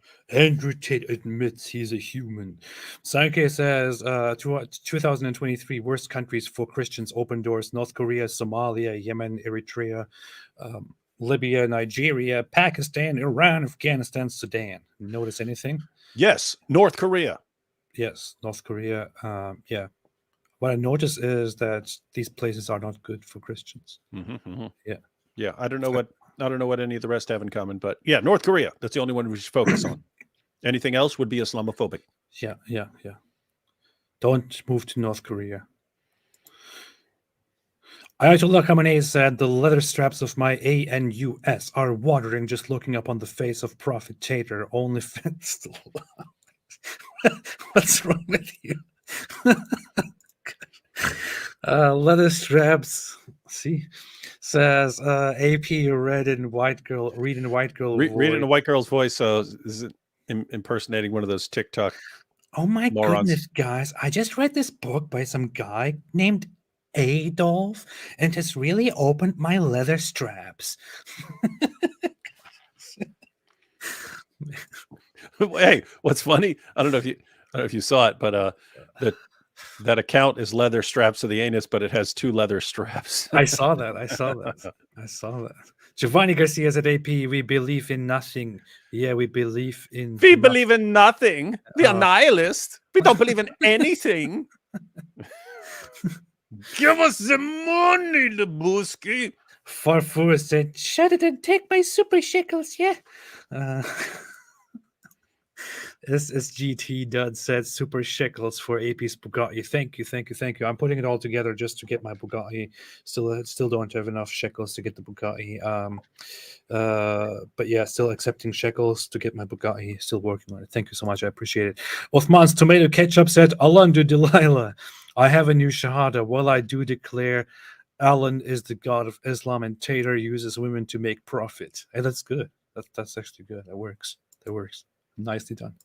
Well played. Giovanni Garcia said, this MF switched up real quick when he's on the end of the rope. First, he hates people who play victim. Now he's playing the victim. Oppressed. What a dingus. Yep, that's what I'm he does. oppressed. You're oppressed. Well, you're oppressing me right now. You're oppressing me, Pierce. Isn't it very interesting, Pierce, that you're oppressing me right now? Stop oppressing me. Yeah. Cause and death said genocide typically involves 1,000 or more killings a day. For example, Rwanda, Cambodia. Does it surprise us that Tate pimp supports Hamas gang raping? Probably. He probably likes it. He probably likes it. Yeah. James Wilson said, "Don't trust anyone who wears sunglasses indoors." I know that's the red flag immediately that goes up here. Me said, "I don't mean this as an insult, just a genuine curiosity. Do you guys think Tate is on the spectrum? Why do you have a picture of me crying here? Why do you call yourself this? What is going on here? What is this?" That's an awesome picture. You should become a channel member. This is good. Hey, Aaron said, I got AI to generate a joke about Tate and trafficking. Not bad. Question: what did Andrew Tate do when he heard sex trafficking was a crime? Answer: he asked, "Oh man, was I trafficking too fast?" Is that from ChatGPT? That sounds terrible. It is funny that he had to. He just found out like last year that everything he was doing and bragging about doing and making courses on doing was actually a crime, and he didn't know. Yeah, he was like he was going on live shows and was like, yeah, so I decided to just tell those girls that I love them, that I want to marry them, and then they would come there, and then I would make them work for hours, 12 hours a day, make money endlessly. And meanwhile, I still tell them I'm going to marry them one day. Of course, they believe me because they're stupid. Women are stupid. And then suddenly he's like, wait a minute, they're calling this a crime? Well, why did nobody tell me about this? Yeah, he gets arrested, and then his lawyer informs him, everything you just spent the last 10 years doing and saying that you're doing and having all over and making courses and a PhD program on doing the entire thing, it's a crime. It's a crime, and they have witnesses. And that's when he came out and he's doing all these interviews. And what do they call it? The friendly boy myth? Oh, the lover boy myth. Yeah, I'm not familiar with that. What is that? This is not what I do. What? All I did was be nice to them. And the funny thing is, it has been even recognized by the UN as a typical form of human trafficking and criminal act, recognized by over 100 countries around the world since the early 2000s. But of course, this guy doesn't know. He brags about it. And then Candace comes to his support and says, no, it's Candace. And she says, they changed the definition of it to include what you are doing as human trafficking, because she's an idiot. Anyway. You didn't answer my earlier question for a reason, because you knew that you couldn't answer it without proving my point. The question about the fact that if they decided to cruise missile your house because they thought somebody inside was a terrorist, you would not accept the loss of your family that you have raised. You would not accept that. Of course I wouldn't. Okay, absolutely. So let me answer this as a professional. What's funny is I'm a humanist. Like I said, a professional what, by the way? The professional. Please let me answer. What a joke, man. Leon the professional. I'm a professional. Professional what? Pierce, I have a PhD, pimp and hose degree. Abu Bakr says, say shalom to Farfour. And opinion on Tate becoming a Muslim. Why did he? Because he's, for different reasons, probably to increase his influence, to impress people, to get benefits, to become a believer with benefits. I don't know, different things. Tristan Tate said that he was offered benefits in the Middle East to convert to Islam, but he didn't accept it, which kind of raises the question, so wait a minute, how about your brother? We should start the phrase "believers with benefits." I just said it deliberately because. Yeah. But yeah, with me, it's so on the one hand, you could view it as a complete scam, right? It's just, hey, I want a group of people who are gonna defend me no matter what as I'm going through these trials and so on.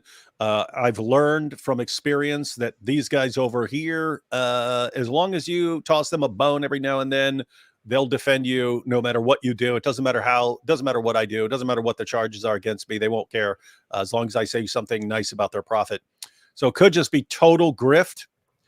But some of the stuff, even before he converted, had the vibe of like why Daniel Hakikachu seems to be so into Islam. It seems like a form of social control. I don't like the way the world's going. Islam is a tool for making the world the way I want it to be. Because if you're Andrew Tate, you want women completely subjugated to you, and you want to be able to beat them into submission and control them completely. And well, Islam can give you a big hand there. Yeah. Dallas Lam said, OMG, the professional fell in love with the young Natalie Portman. Don't you find it very disturbing, that movie, because of that aspect? Yeah, that was pretty creepy. That was pretty creepy in an otherwise pretty awesome movie. I love that movie. I watched it many times. Saw it in prison. Everyone loved that.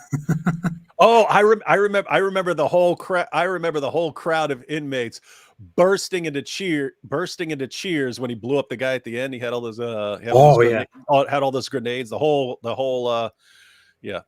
prison erupted into cheers. Everyone was watching it. That's funny. Adolfo Picardo said Tate is going through persecution for not being hang on. Yeah. Hey, I was thinking, why were they so into that? Really, he's killing cops. He's killing cops that entire time. I was like, that's why. Yeah, they love when that happens in movies. He's blowing up a whole place full of cops. So yeah, that's funny. Luke said, why do Muslim apologists say the Quran is eternal when they say only certain passages are relevant for a particular time? Well, because it was eternally decreed and published by Eternal Allah Publishing Inc. Before anything existed. Allah sent it like that. He published that. It's the original edition, and that's why they say it's eternal, and why it's eternally applicable, except for some parts of it, and except for those things that were abrogated by removing them, or abrogating by revealing something else within the Quran that replaces what is there, which is very strange. Makes no sense. But Allah knows best. Yeah, it's very strange. So it's very there wouldn't be anything terribly strange about God giving this revelation for you guys when you're in this situation in Mecca, and then later on there can be something different because you're in now you're the most powerful force in Arabia.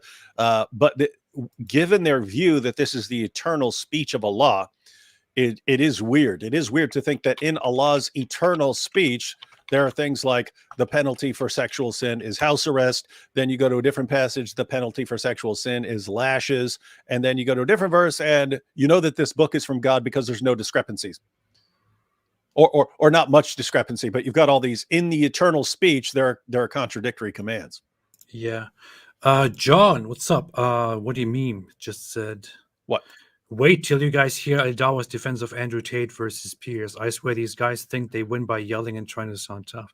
I'm curious now. What I see here, I look for it. The last Al-Dawa video says Andrew Tate should have condemned Hamas. Of course, he doesn't know. He doesn't Muslim reacts, yeah? Yeah.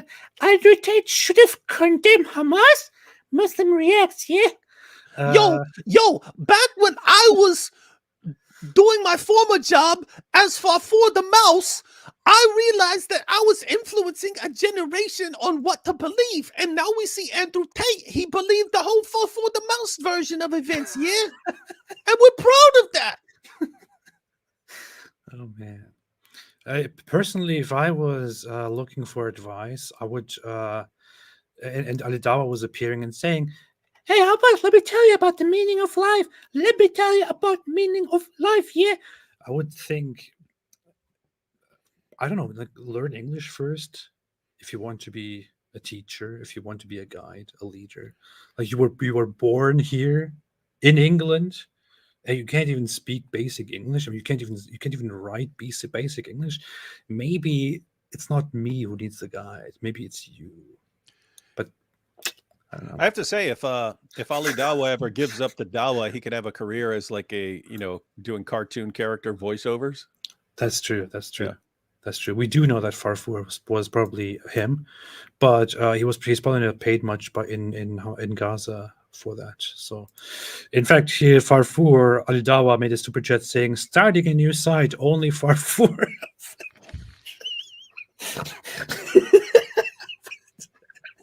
Only Farfour see me belly dance around my dying grandpa.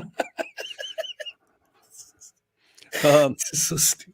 Only Farfour. Hey, by the way, I asked last night, but I didn't get any response from anyone. If anyone knows where to get the original clip of Farfour the mouse talking to his dying human grandpa without the subtitles added, if anyone knows where to get the original clip, because I want to add my own audio and stuff, give me that, because I'm going to make an Ali Dawa what an orgasm intensifier commercial out of that. Only Farfour. Debadro said, "How can you be both a Muslim and a humanist?" Well, if you just believe, you can be anything. That's what I always learned. So, yeah. That is, yeah. I believe I can fly. Luke said, "Why do Muslim apologists say the Quran is eternal?" I already read this. Slapstick Nick said, "Looks like Rob Halford from Judas Priest." I don't know any of those people. I've heard about the music, but yeah. Okay, let's continue. What are you speaking? You say you're speaking to professional. And I'm talking about Why are you stuttering? from a humanistic perspective, right? And like I said, Humanistic perspective. I'm the professional. Professional what, by the way? the professional. Please let me answer. Let me answer. What are you speaking? You say you're speaking to professional. And I'm talking about this from a humanistic perspective, right? And like I said, you've talked to people more knowledgeable than me on the details. Oh, why you stutter? Why you stutter? Humanist pimp. Knowledgeable. Why are you stuttering? Details of the subject. Right. Listen to me very carefully. I thought we lived in a democratic society. You just had 35,000 Hamas terrorists. And this is the thing that's most upsetting to me. This is what genuinely upsets me. Israel intelligence will say a guy's a Hamas terrorist. Has that guy gone to a court of law? Has there been a democratic process? Has he been proven to be a terrorist? No. Look at it. Oh my God. Yeah, you. My goodness. This is so stupid. Think about how dumb this is. If someone's a terrorist and he carries out a terrorist attack, even with a GoPro, anything else, and then flees to another country, well, you can't kill him. You can't kill him because he hasn't been caught, captured, tried, convicted by a jury of his peers. Who would his peers be? Anyway, I don't know. Think about it. A guy comes and goes into a school full of school kids and has massive explosives with him, and he's going to blow up the place. But the authorities, they go there, they don't step in.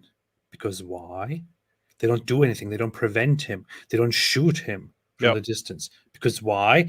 Well, he didn't go to court yet. He wasn't yet convicted. He wasn't yet, it's a democratic country. So you can't just call him a terrorist.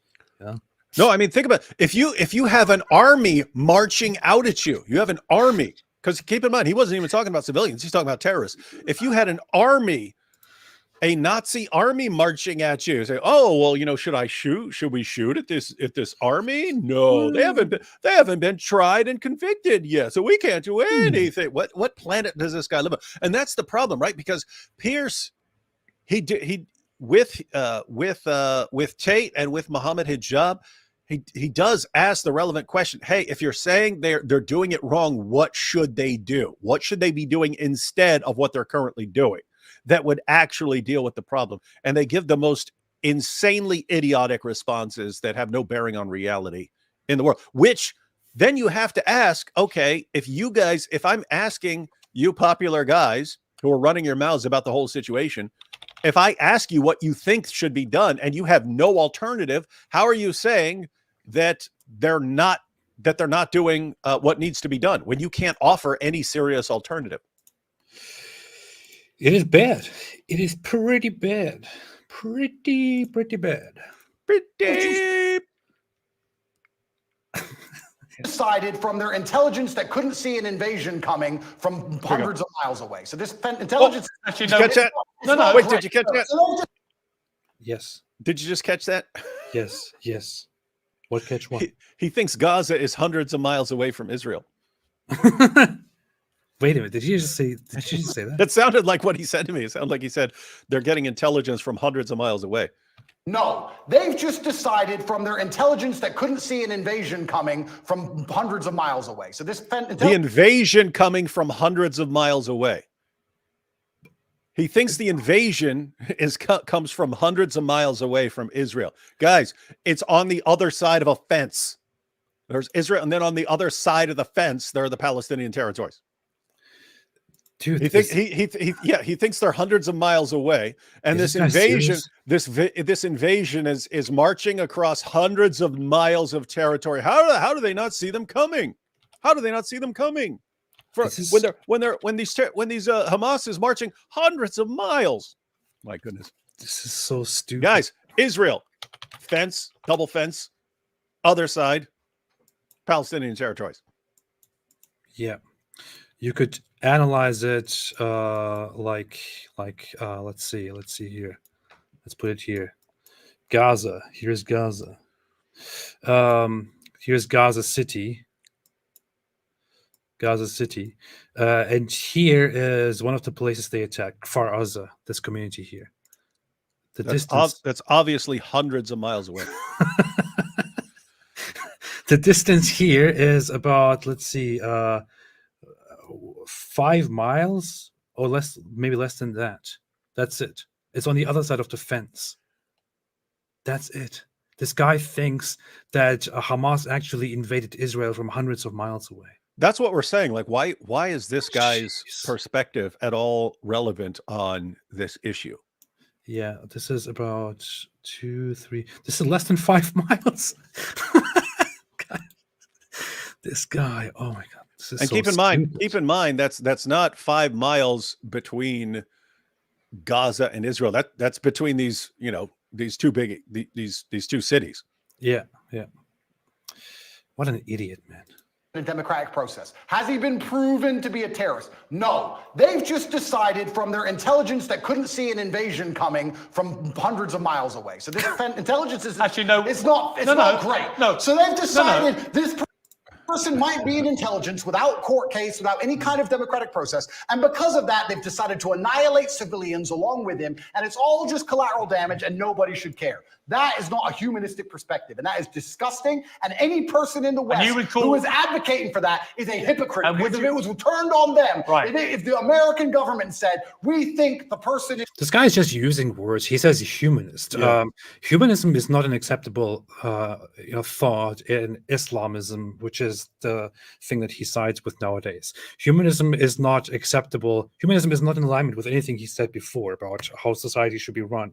He is for great prohibitions, for big punishments. He thinks it's completely okay to punish, to kill, to beat up people who insult your religious beliefs. He bragged about how Islam is so great because in the West you can insult Jesus and nobody will do anything to you because they're too tolerant. But if you have a shirt on that says Muhammad is gay, you will not make it to the end of the street, and that's what he found great. You can't think that and at the same time claim to be a humanist. That's not how it works. You have to make a decision at some point. Yeah, none of. There are different kinds of humanism. There was like Renaissance humanism and so on, and then of course there's modern humanism and then secular humanism. As he's using it, it makes no sense for any version of the word humanism. He's not making sense at all. I mean, he may sound like he knows what he's talking about to his fans, but I'm sitting there going, what could he possibly mean by humanism, by he's a humanist, and then saying he's speaking from a humanistic perspective and so on, and then say anything he's saying right now. Yeah. Great, I said, but AP, he is a professional humanist pimp. Man. in your shopping mall, one of the people you were shopping alongside in the mall might have committed a crime. We didn't take them to court. We think they might have, so we killed your whole family. All right. Get over it. So the last time... Nothing like that actually happened. That is a complete distortion and a fantasy perspective of what is actually happening. But yeah, it's, as long as you're loud, as long as you're yelling, it's you're probably right. Yeah. A clown and a hypocrite. So the last time... What do you expect full-grown men to do? I'm about to respond. What do you expect full-grown men to do when you kill all of their families and leave them locked in an open-air prison? Let me respond. The last time that Jewish people faced an existential threat was in World War II. And the Nazis, who wanted to take over the world and kill every Jewish person, the Nazis were ultimately defeated by Winston Churchill leading the Allies. And Winston Churchill, in the process of defeating the Nazis, killed a lot of German innocent civilians in the process. Do you think that was justified? Let me ask a question. Was it? Oh gosh. Hey, he should have. I don't remember what he says here, but if he could get him to say it's justified, the response should have been, so do you condemn Mohammed Hijab for calling Winston Churchill a war criminal? I mean, why people like these? I mean, if you can't answer simple questions directly, and you have to come with let me ask you a question, or do you think that Hitler was wrong in any way? Well, that's an interesting question. Let me talk about 75 different things for the next 10 minutes, and we'll argue back and forth, but I'll never give you an answer. Weird. Jesse Johnson said Andrew Tate should loosen his leather strap. It sounds like he is full. That's true. He'll be asleep later, and then it will be loosened for him. Yeah. The eyes are leather strap. Yeah. Cyclone said Tate even has mouse ears. He does. That's rude. Very interesting person. Sanka said, why is he so mad? Did he run out of Viagra or what? we need to bring up the Viagra a few times, because it's cool. We're developing like these common themes and this sort of language that's part of our discussion group and so on. And yeah, we need Viagra to become just as common as the leather straps of the anus. Yeah. Kick it towards said, keep it up, my friend. Thank you so much. You know what's very interesting? We had 3,000 viewers when we were talking about Mohammed Hijab and Piers Morgan. Now we have 2,100 when we're talking about Andrew Tate and Piers Morgan. So it looks like he's not as popular. Yeah, he's not as popular. He's not as interesting as Mohammed Hijab. Mohammed Hijab should now go around and say, I am the most important, most relevant man on the planet. I'm the most Googled man on the planet. I'm the real top G. I'm the top M. M comes after G. The question, was it justified? Sir, I believe, let me just get this right in my head. Yeah, think about it. No, I don't think that's right. I believe that the Nazis, which were obviously heinous, I'm not advocating anything they did, it's disgusting, the Nazis. I'm glad we beat them. I'm actually a huge Were they fan. terrorists? Yeah, they were. Right. Oh, they are. Wait, what? Huh, that's interesting. How? Well, when you massacre Jewish people, you're terrorists. When you do it in Israel. When you try and conduct genocide on a populace because you don't want them on land you say... This is it. Rewind it. You're going to want to play this like 5 times. He gives the definition of what Hamas does by accident and calls it terrorism. And Pierce is like, that's exactly what they do. Watch it. Andrew Tate said, if you don't support Palestine, you're not human. That's very accurate. Yeah, he said that earlier. Because I'm a human. So when you massacre Jewish people, you're terrorists. Except when you do it in Israel. When you try and conduct genocide on a populace because you don't want them on land you say is yours. What? It's exactly what Hamas. Then he says you're a terrorist. Okay, let him speak. I have to hear it. Go back. Play it 10 times. I didn't hear it. Let him speak. Wait a minute. A populace because you don't want them on land you say is yours. You got to rewind it more. And you are terrorists. It's exactly what Hamas did on October the 7th. Exactly what Israel had did before that. So you've... Wow, you idiot, you dumb idiot. Let's play this again. Believe that they. So when you massacre Jewish people, you're terrorists. Except when you do it in Israel. When you try and conduct genocide on a populace because you don't want them on land you say is yours, then you are terrorists. It's exactly what Hamas did. That's what Israel had did before. When you want to genocide a group because they're on land that you say is yours, you're a terrorist. Exactly what he just said. That is Hamas would tell you that. Yes, we want to completely exterminate them because they're on land that we say is ours. And by the way, following his definition, all these morons around the entire planet, these college students who are chanting from the river to the sea, Palestine will be free. What are they saying? They're saying to wipe out Jews to get this land that belongs to someone else. They're all terrorists, according to Andrew Tate. They say decolonize. They should go back home where they belong. They shouldn't be there. That is Palestinian land. They shouldn't be on that land. This guy has no idea what he's talking about. Why in the world is he invited to talk about this stuff? He has no clue what he's talking about. Man. I mean, go to the Hamas charters. To the original Hamas charter. Look through it. And you will see immediately there, let's see, Zionist. Islamic resistance movement is one of the links in the chain of the struggle against the Zionist invaders. It goes back to 1939, to the emergence of this and this and this. Muslim Brotherhood, lackeys of Zionism. It says the day of judgment will not come about until Muslims fight the Jews, when the Jew will hide behind stones and trees, and we will kill all the Jews, basically what it says. Struggle against Zionism. Zionism is an illegal project through Zionist organizations under various names. Zionist interest, Zionist invasion is a vicious invasion. Zionist invasion here means the Zionist presence in Palestine. That's what it means. It does not refrain from resorting to all methods and so on. Jewish influence, Zionist influence in many countries. Let's see. Let's look for the word Jew. There are some really interesting things to find here.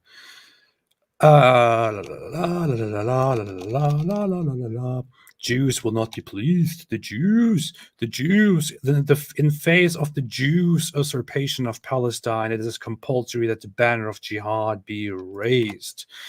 Jews conquered the holy city. Jews challenge Islam. Warmongering. Okay, I'm looking for a specific party. I can't remember where exactly it is, but their charters, even their final one here, make it very clear that they do not want any presence here. Palestine, which extends from the River Jordan in the east to the Mediterranean in the west,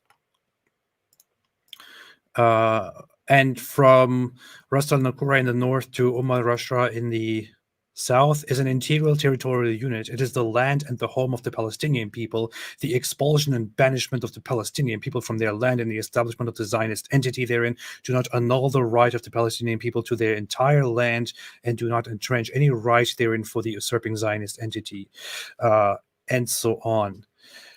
Arabs. But we went through some of the speeches earlier in other streams, and also in this one, for example, where they say we will kill all of them, we will not leave one of you alive. So the idea of Hamas is that the Jews are on land where they do not belong, that their entire presence is a crime, that their entire presence goes against Islam, goes against their values, and they have to fight and to remove the Jews from that land until they are completely gone, until all of the land belongs to the Palestinians. That's what they say. This is the argument.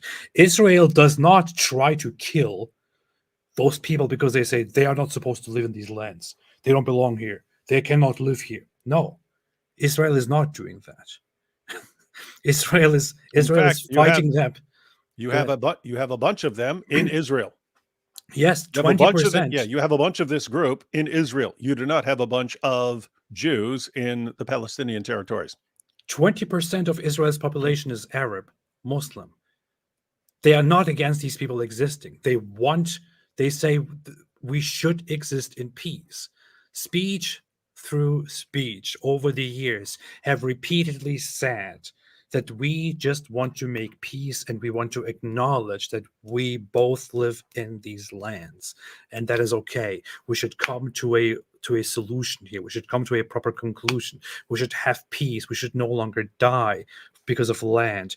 The other side says, no, you don't belong here, and we will remove all of you.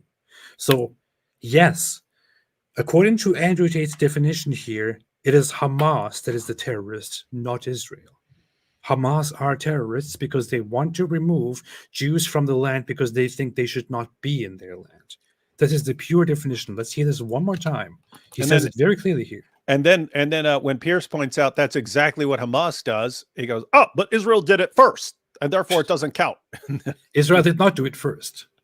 Massacre Jewish people, you're terrorists. When you do it in Israel. When you try and conduct genocide on a populace because you don't want them on land you say is yours, then you are terrorists. It's exactly what Hamas did on October the 7th. Exactly what Israel had did before that. So you've...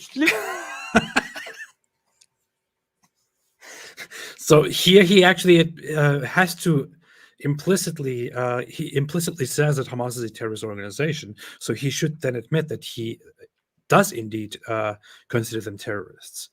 Of course, he then says Israel did it first, which is not true. Never happened. Never happened. And he realized he'd gotten caught, right? He's trying to describe Israel as terrorists, and he gives a definition. But they're killing the Palestinians because they want them off their land. And this no, that's what Hamas is doing. Well, Israel did it first. So notice, even if you granted that, it would be okay. So Israel did terrorism first, and now Hamas is doing terrorism according to your definition and your beliefs about what happened. And then you won't even grant that. Yeah. That is so ridiculous. So ridiculous, man. So absolutely ridiculous. I was gonna pull up something very quickly. Continue talking. Continue talking about what? Continue talking about Andrew Tate just declaring that Hamas, and really, again, he's just saying, hey, if you want to genocide someone because they're on land that you think is yours, that's terrorism. But that's beyond Hamas. That's a lot more people in the world than Hamas, because there is a lot of people want to do that. So that's what we've got here. Andrew Tate, the world is filled with anti-Israeli terrorists. Look at this. This is a document. This is the history of the documentation of the Declaration of Independence of Israel. So the founding of Israel, it goes very, very far back to that. During the founding of Israel, when they were trying to decide on a name for the Jewish nation, for the Jewish country that they had a discussion. The discussion included, so it says, the document mentions three options: Palestine or Philistine, Zion or Sayun, and Israel or Israel. The three officials, who included Bekur, Shalom, Shetrit, and so on, had two assumptions: that an Arab state was about to be established alongside the Jewish one, in keeping with the UN's partition resolution the year before, and that the Jewish state would include a large Arab minority whose feelings needed to be taken into account. So these are the founders. Feelings. The people who are founding and who are naming the Jewish state. These people are acknowledging that there will be an Arab population alongside the Jewish state, and there will also be an Arab population inside the Jewish state, and they have to take that into consideration when they decide what to name this country. It clearly does not look like it was Israel that wanted to get rid of Arabs because they didn't want them to learn to live in this land. It says they rejected the name Palestine, they wrote, because they thought that would be the name of the new Arab state. It is likely that the Arab state that will be established in the land of Israel will also be called Palestine in the future, which could cause confusion. They rejected the name Zion or Sayun, seemingly because the words Zion and Zionist already had a pejorative meaning in the Arab world. Calling the country Zion would cause real difficulty for the Arab citizen in the Jewish state, the document says. So eventually they went for Israel. So having Arab citizens within your state, within your land, was already an assumption. It was a given. It was completely fine and accepted by the very guys who built this state. And over the decades, over the century, that did not change. Israel, you can accuse them of whatever you want. They never intended or never tried to get rid of the Arab or Palestinian, if you want to call it, population, because they thought this is our land. They are not supposed to live here. Everything was always a reaction. Whereas on the other side, the Arabs very often expressed that the Jews should not be living in this land. They should be gone. That was genocide. That was terrorism. Thanks, Andrew Tate, for destroying Hamas and for destroying the Palestinian movements. Good job. You can put all that together and say, Andrew Tate destroys Hamas. We're proud of that. Literally just describe what Hamas do. You just described what Israel do. They're trying to genocide the Palestinians as we speak. And this is the exact point. So Israel... No, but to sit here... Hang on, so you think Israel are terrorists? I think that what they're doing now is disproportionate and genocidal. Is it terrorism? It's genocidal, so I guess that makes it terrorism. It's genocidal. So they're terrorists for responding to an act of terror, but the people who committed the act of terror are not terrorists. The way in which they're responding... You see the problem with that argument? No. Really? Pierce, what they are doing now... Slaughtering 1,500 people in the way they did it is not an act of terror by terrorists, but a response from the people who are on the receiving end, rather like the response of the Allies in World War II to what the Nazis did. That apparently is the only act of terrorism. Didn't you say 12,000 people the Israelis have killed thus far? Yes. I saw a video of a 15-year-old girl with no legs begging to die. Yeah. She was begging to die, saying, I have no future because my parents are gone or my legs are gone. It's I have no horrific. future. No, but you say that, right? You talk about numbers and statistics, and you say a few people got caught. You don't think of Gazans, and you don't think of as Muslims and Palestinians as individual people. Oh, yes, I do. No, you don't. Because I do. If you did, you would not be happy with what's happening. Don't you dare say that. This is such disgusting demagoguery, which the Palestinian side has been doing forever, which the apologists are doing, which now Andrew Tate is doing as well. So imagine, let's not even imagine. Let's just put it into a proper perspective here.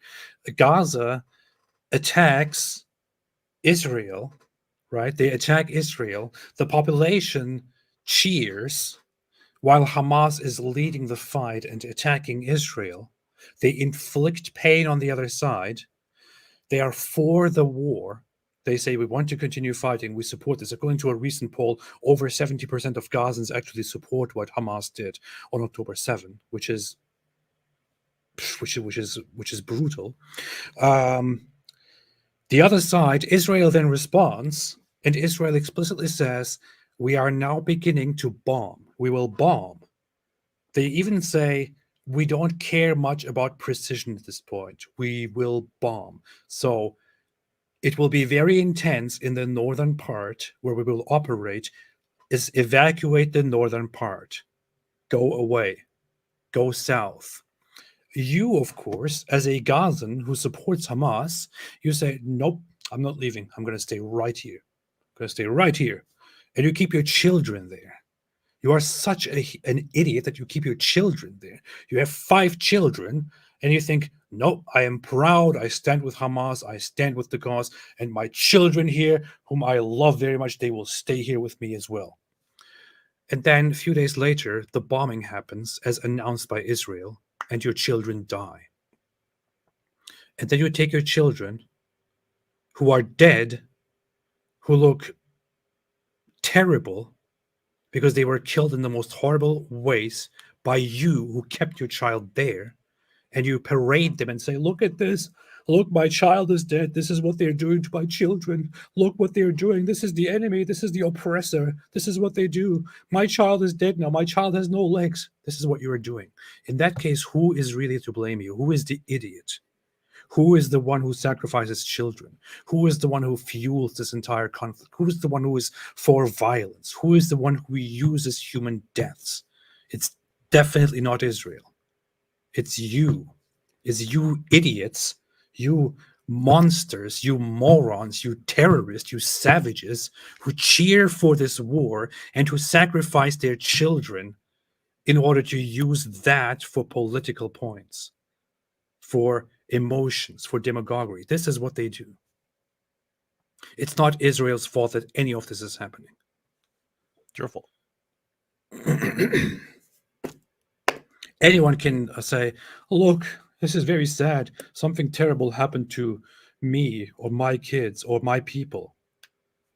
If you are the one causing that terrible thing to happen and you're okay with it and you stay in the middle of a war zone with your family, you shouldn't be using that. You should probably use that to reflect and to realize what an idiot and what an imbecile and inhuman organism you are.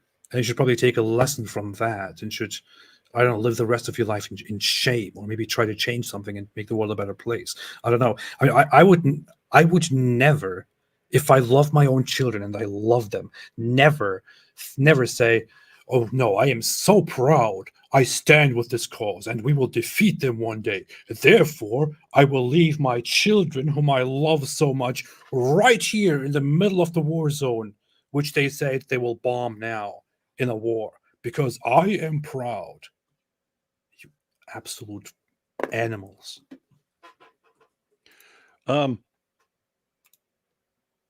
You just gave me a good idea for a video. I should have done it. It's probably too late now because I don't think I can find any hornets around when it's this cold. But if this whole discussion's still going on next year, I'm gonna find a big hornet's nest, big giant hornet's nest. I'm gonna walk up to it, punch the crap out of it, get stung all over me, and then do the rest of the video. Look what they did to me. Look what the hornets did to me. Look at these stings. Look. Oh my goodness. Look at all these. Look. Like, okay. You could probably just. You swung on a hornet's nest. You could probably go to one of those farms, one of those places that have like a bunch of bees for honey, and then you could just start harassing those bees, then get stung, and make a video of that. Just make sure you don't die as a result. No, I don't think I will. I've had the crap. Well, no, I've been stung by bees a bunch of times. But yeah, hornets are worse. That's bad. One time I walked through a giant, there was this giant pile of like sticks and leaves and stuff like this. And the bees had actually hollowed it out to make this giant, like mother nest. And I like walked right through it and I didn't know where they're coming from. They're just destroying me. And took off running, and they like the bees invaded the entire neighborhood and stuff like that, following me. Bees don't exist, by the way. They're it's a lie. It's a lie. It's a conspiracy. They were created by the Illuminati. Sanke said massive Muslim seething over Garrett winning on Xitter. Hey, that's funny. That's how I called my app on my phone. We respect all religions. Why Dutch persecute Islam? Then I post apostasy laws and get muted. Oh yeah, let me check the news quickly, because that is very, very, very significant news here. That is a huge shift in the middle of Europe, in the Netherlands, which has a very large immigrant population, and which matters a lot to the European Union and all that. Let's see. What?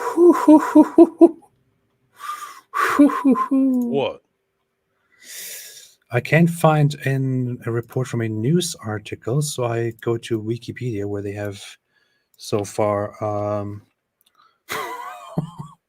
where they have summarized the results right now. 37 seats, 96% reported or counted. 37 seats, leading Geert Wilders, the Freedom Party, the Party for Freedom. The second place goes to another party with 25 seats. 37, 25. There is a 12-seat difference. Jeez.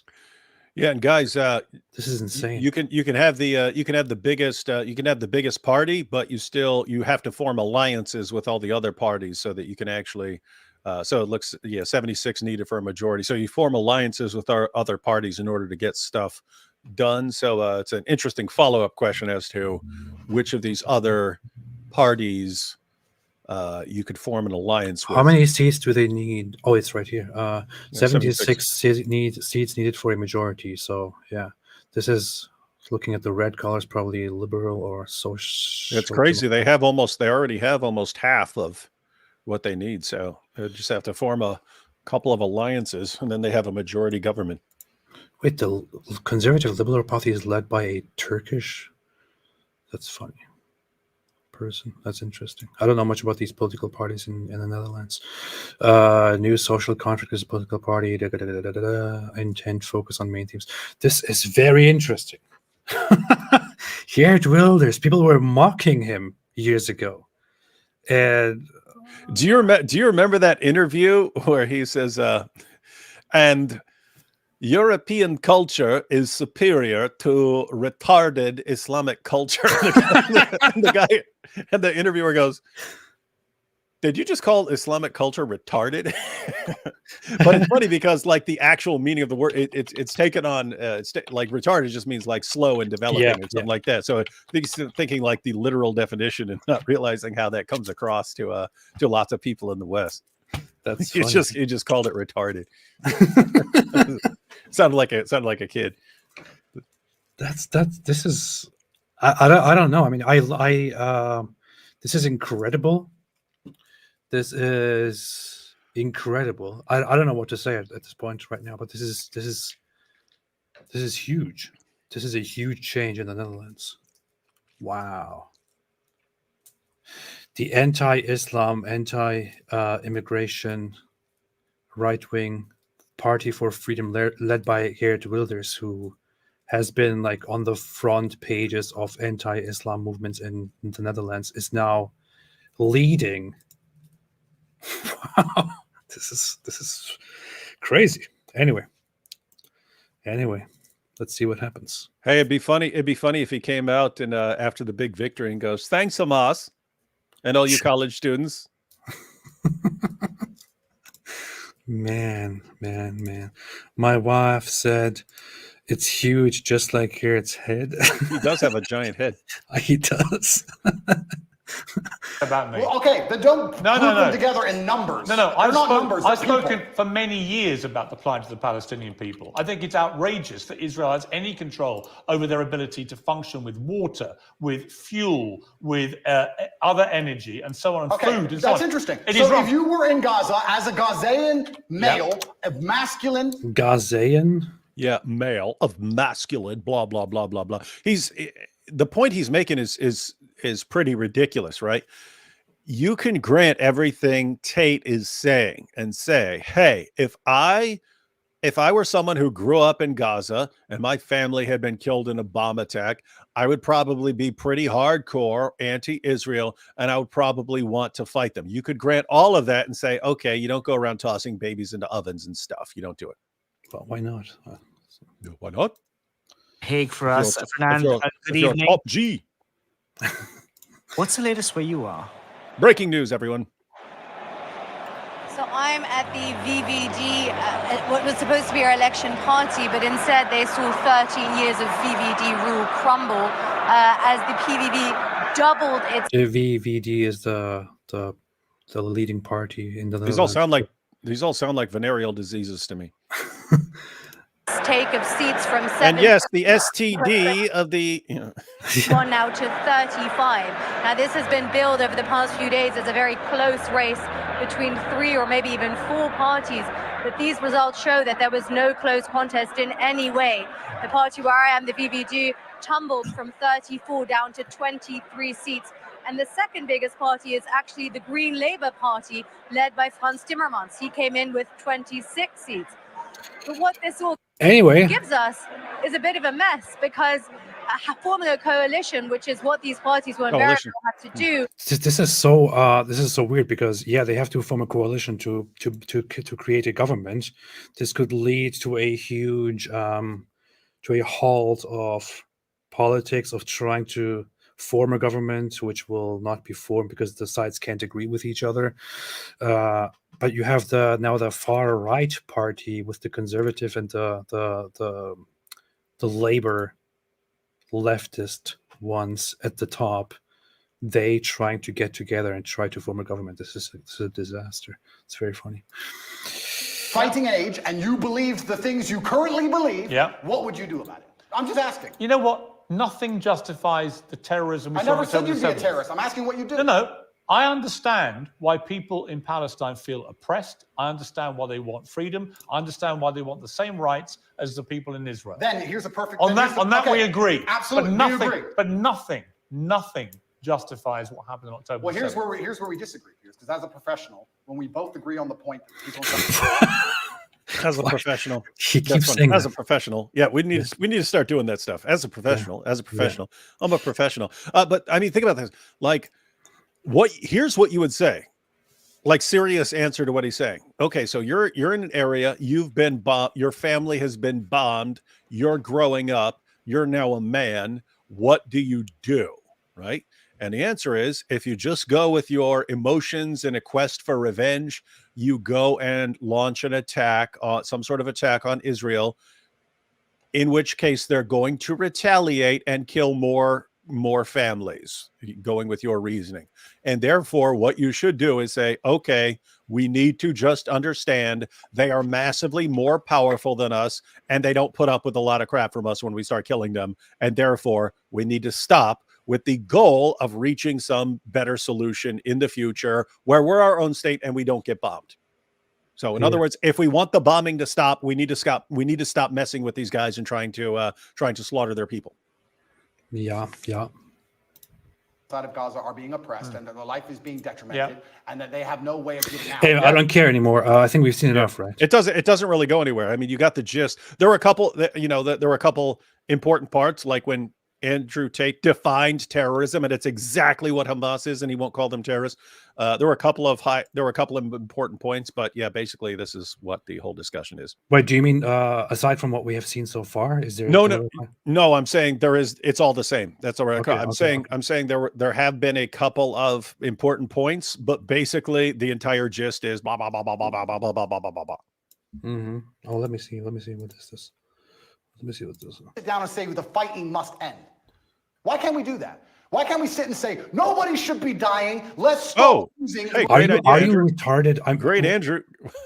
Did you just call Andrew Tate retarded? Yes. Candace, who's far more Candace. Oh, look at this. Look at this. Look at what he says. Look at his face. First, look at his face. Then look at what he says about Candace here. And I don't like people who are not advocates for peace. Blessed are the peacemakers, said Candace, who's far more intelligent. He just attributed, blessed are the peacemakers from the Sermon on the Mount in Matthew 5. He just attributed that to Candace Owens. Andrew Tate, have you ever heard of Jesus Christ? He just attributed the Beatitudes in the Sermon on the Mount to Candace because he heard her say it once, not realizing she's quoting Jesus there. Wow, this is so stupid. This is so embarrassing. I mean, I know this. And Candace said one of the most profound things that I've ever heard. She pointed out, she said, blessed are the peacemakers. Now think, what a great woman she must be to come up with that profound insight on her own. How does he not know who said what that? A dope. How does he not know this is from oh my God, this is so stupid. Wow. This is amazing. Like imagine he's being tested for his knowledge, and he's like, who famously said blessed are the peacemakers? And he's like, I know, Candace Owens. Candace Owens. Oh, this is so embarrassing. Of course, the people who are now fans of him don't understand this, because they are either Muslims, Islamists, or they are just narcissistic idiots like him who have no idea of anything at all. But to the average person, this should be very, I don't know, you should get some secondhand embarrassment here. And it's just like my brother Tristan said that one time. He said, we have nothing to fear but fear itself. That was so profound. And I thought, wow, that's so insightful. Now I know that you are indeed my brother. Awesome. I don't even, wow, this is unbelievable. He actually just attributed a quote from Jesus himself to Candace. Who does this? Tate, that's who. And he's calling for someone else's son to go and die in a ditch somewhere for his interests. And I don't like people who are not advocates for peace. Blessed are the peacemakers, said Candace, who's far more intelligent than Ben will ever be. And she is completely right. He replied that rhetoric, starting an argument with me, when I said we should talk about peace. I say we should talk about peace. He calls for the death of civilians. Why didn't Pierce say, it's actually Jesus who said that? But... who knows what Pierce knows? Although I'd be surprised if Pierce didn't actually know that. He might just not care. Candace. Diana said Saint Candace.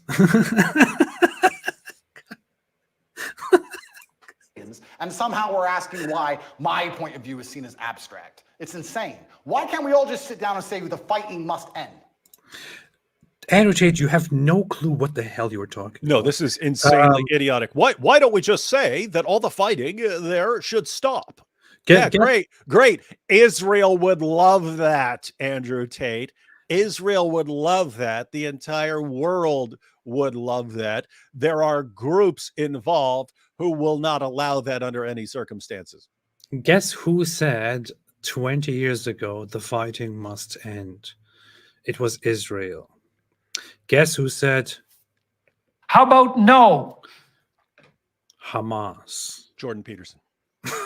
No, that was Jordan Peterson. I just heard. We are in this situation solely because Hamas says we do not accept the situation as it is. We do not accept the current way that things are. We don't accept the status quo. We have to fight. We will fight until you are done, until you are gone. That's why there's currently fighting going on. If you are saying the fighting must end, if that is your concern, if your concern is fighting must stop, then you should be opposing Hamas right now, because they are the ones who are fighting. But yeah, of course, it's like it's they have a reason. They have a reason. There's a reason behind what they're doing, which is why you can't blame them. He probably doesn't even know that it's Hamas that is doing the fighting. That it's because of Hamas, because he's an idiot. Man, this is ridiculous. Let me hear this. He calls for the death of civilians, and somehow we're asking why my point of view is seen as abstract. It's insane. Why can't we all just sit? Why can't we all just get along? Why can't we all just make peace? I don't like people who are not advocates for peace. Blessed are the peacemakers, said Candace, who's far more intelligent than Ben will ever be. Oh my God. And to argue that, to also claim, by the way, I mean, that's just hilarious to say here, but to also claim that Candace is way smarter than Ben Shapiro. Yeah, that's insane. Like Ben Shapiro or hate him, love him or hate him. As a smart dude. He is incredibly intelligent compared to Candace Owens, who is a complete idiot. I'm sorry. She is an idiot. She is not intelligent. Are you saying that because she's black or because she's a woman? Which one? Pick one. I don't know. Man. But yeah, I mean, it's a professional humanist pimp speaking. So it's a the professional humanist pimp quoting super smart. And I know how smart she is because she came up with the profound saying, "Blessed are the peacemakers." Arguing with me when I said we should talk about peace. I say we should talk about peace. He calls for the death of civilians, and somehow we're asking why my point of view is seen as abstract. Oh yeah, Ben Shapiro doesn't call for peace. No, he says we need more fighting. We need more war. You dumb idiot. Oh my God. It's insane. Why can't we all just sit down and say the fighting must end? Why can't we do that? Yeah, why can't we? Why can't we? We should be dying. Yeah. Let's stop using the most advanced military weaponry on the planet to blow the limbs off children. Why can't we say that without being deemed some kind of terrorist sympathizer or anti-Semite? It's insanity. Trump came along and didn't start a single war. He's the only one who didn't. And they're going to come along him and make him a bad guy. When a new president comes in, it's just endless war and death and killing. Have you seen a dead body, Piers? Have you seen people lose a fucking limb? It's disgusting. I know what's happening over there. Have you seen that? I don't need to tell you about the parts of my history that I'm not prepared to share, Piers. Did he? I don't know. I said it to Ben. I said people who have done their own fighting and seen their own violence and have seen people bleed out in the street from a stab wound are not going to be so smart and so quick to sit behind the desk and call for the death of innocent people. It's disgusting what's happening. I don't want anyone to die on either side. And when I come along as a peacemaker and say this is insane, because he's a warmonger, because he has chosen. At this point, Piers Morgan is just so tired of this, it looks like, and he doesn't even want to react. This is so insanely idiotic. This is like A completely retarded person probably watches Andrew Tate here and thinks, "Wow, yeah, top G, so smart, such a genius, wow!" Yeah. And he himself probably thinks, "Yes, I'm showing it to them." And then all the other people who are actually informed and just a little bit intelligent just watch this and think, "What the hell is wrong?" Yeah, this entire rant that he's going on right now ranks right up there in terms of how helpful it would actually be to the actual situation. This ranks right up there with get a pen pal. That's it. What? Why can't we all just get a pen pal? Huh? Why can't Hamas get a Jewish pen pal? Why can't an Israeli get a Hamas pen pal? And then everything would be solved. That's exactly what. Why do you not want pen pals? What's your problem with pen pals? Why can't we get Candace Owens in there to just say, "Hey, blessed are the peacemakers, get a pen pal"? Candace Owens is the most intelligent person I've ever met. She said, "Blessed are the peacemakers." Wants to lie and say that the Jews are genocidaires. And don't try to cancel. That's a sound, but I don't know.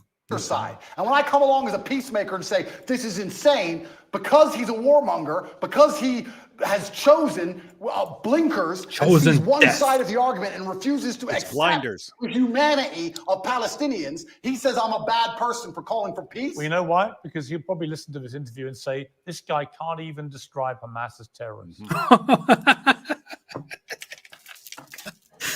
If Ben Shapiro thinks that, oh boy, and it was just the whole situation was ridiculous. You just had the terrorist attack, and then you had people like Andrew Tate. Oh nope, ceasefire. Like, wait, what? The attack just happened. You've got to deal with Israel has to deal with Hamas. You can argue about how they go about it and so on, but just let's just have peace now that they just slaughtered a bunch of you. I actually want to quickly go to Ben Shapiro here and briefly watch the exchange between Ben Shapiro and Piers Morgan about Andrew Tate. So there we have some conversation about Andrew Tate between Piers Morgan and Ben Shapiro about Andrew Tate. Let's see. I'm not going to be lectured on more. Okay. Wait, that's the good part, but we have to see what. Well, no, not a Tate. Here, Tate. Amateur hour. Amateur hour. Spat. Okay, here. Let's see this part. Twitter spat with Andrew Tate yesterday. He's a converted Muslim. He'd been doing a lot of supportive tweets for the Palestinians. And he tweeted at you at one stage, "Mr. Tough Guy, let me assure you, as someone who's done his own fighting, as opposed to excitedly encouraging others to do it for him while sitting at home on a comfy chair, peace is always worth a conversation." What was that spat about? Why did you engage with him? What do you feel about that? Well, what I feel about that is that he was tweeting that immediately, like as terrorists were still running around in southern Israel. That was on October 10th. And he was still tweeting while the bodies were fresh and warm in the streets.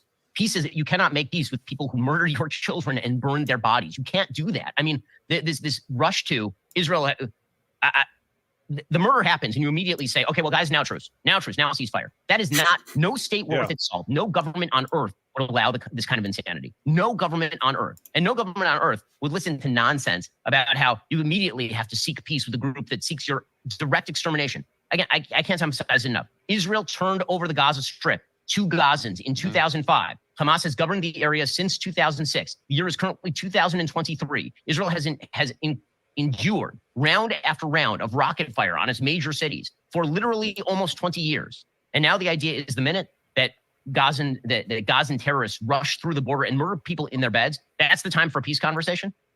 That's the time for a peace conversation. By the way, and I'm not going to be lectured on morality and toughness by Andrew Tate, whose great idea of toughness and morality is pimping women and then bragging about it on air and trying to quasi-walk it back while simultaneously maintaining many of the same positions and flexing his biceps.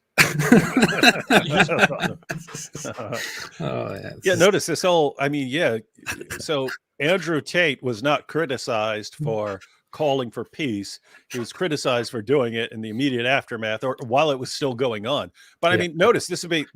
this idea, I wonder if he's consistent. Like if I saw Andrew Tate and I walked up and I just I sucker punched the crap out of him back, and then he eventually picks himself up off the ground and then looks at me, and I go, "Hey, peace, man. Peace. Ceasefire, ceasefire, ceasefire. We're good. Come on, don't promote violence, man. Think about Canned Ace. Think about Canned Ace.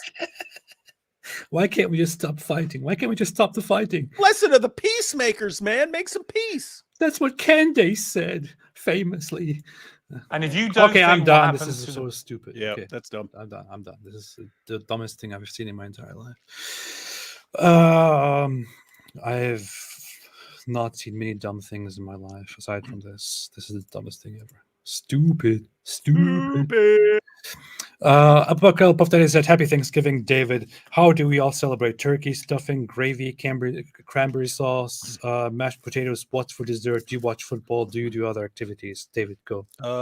One word. No, you have to go down the list. Turkey, yes. Stuffing, yes. Gravy, yes. Cranberry sauce, no. Never liked it. Mashed potatoes, yes. What's for dessert?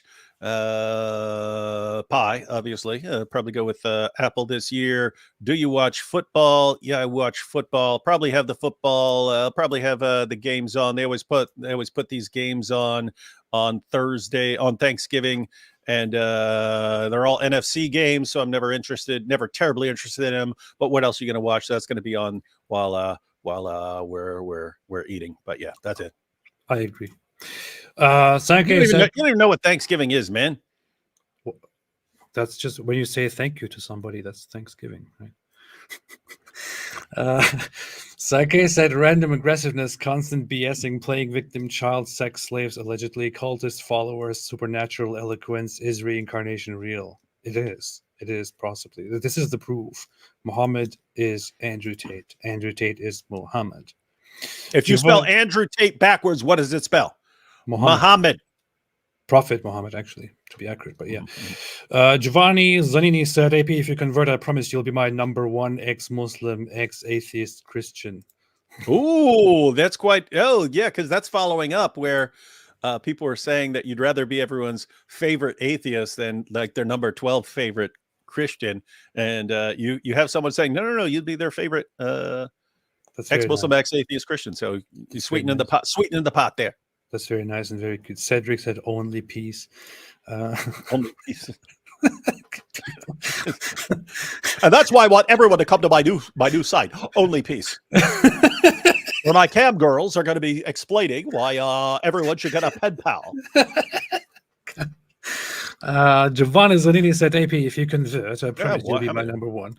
Oh, because it was so nice. Gingham Most Prime said, "Funny, his go-to Muslim country to travel to." Oh, hang on. It's Ginger. It's Ginger Must Prime. Oh, yeah, Ginger Must Prime.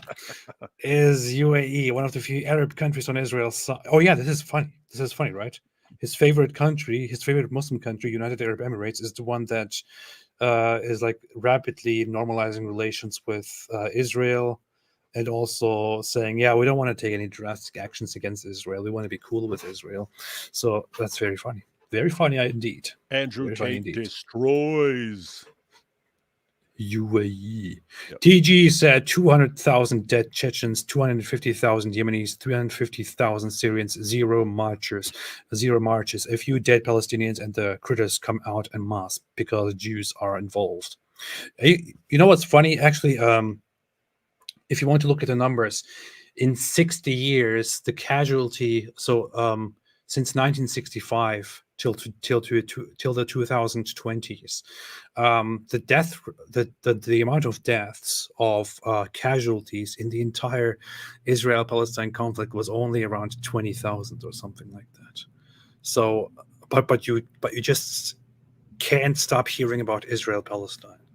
So in only 10 years in Syria, significantly more people died than in the Israel-Palestine conflict in 60 years. But nobody cares about Syria. Everyone still talks about Israel-Palestine because it's the Jews. The Jews. Giovanni Garcia said, "No, don't be ridiculous, AP. A little genocide never hurt anybody." Farfura said, "I thought Tate everything he knows, and we're proud of that." We're proud of that.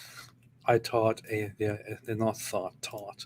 The Arsenal diplomat said, "Do you guys think the lower standards for Palestinians is racist? Israel is held to incredibly high standards of scrutiny, but when it comes to Palestinians, people act like they have no agency." Well, Jews are very successful people, which is why you can't just let them get away with little things. Whereas the Palestinian side are very underachieving people, as it seems, in the world who come from lesser standards, not quite as successful, not quite as good, which is why, of course, you can allow them like terrorism, mass rape, and stuff like that every now and then. Yeah, they call this the soft bigotry of low expectations. It's where, but you can reverse that and say there's the bigotry of high expectations, where in a weird way you're actually portraying, I'm not talking about us, I'm talking about the critics, they portray Israel as morally superior people because they hold them to a higher moral standard than they hold Palestinians or ironic. Or really anyone else. I mean, think when we talk about all the people who die around the world, and then the moment Jews are involved in anything, you get an uproar around the world. It's like the entire world is holding Israel to a standard that they don't apply to anyone else on the planet. And so what are you actually saying? You're saying that they are the most significant people in the world somehow, the most developed people in the world, and therefore you're holding them to a standard that you would literally apply to no one else. It is real. It is real. Yeah. The bigotry is real. The struggle is real. Just like Israel.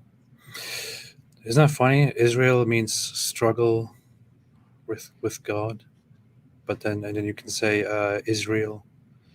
The struggle is real. It's like the struggle.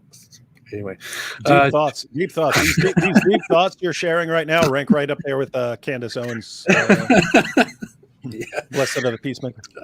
Jeff Dervla said, "Shouldn't Pierce be a Muslim by now? He's been around and the top G's of Islam all month." Yeah. He probably been hanging out with a lot. Yes.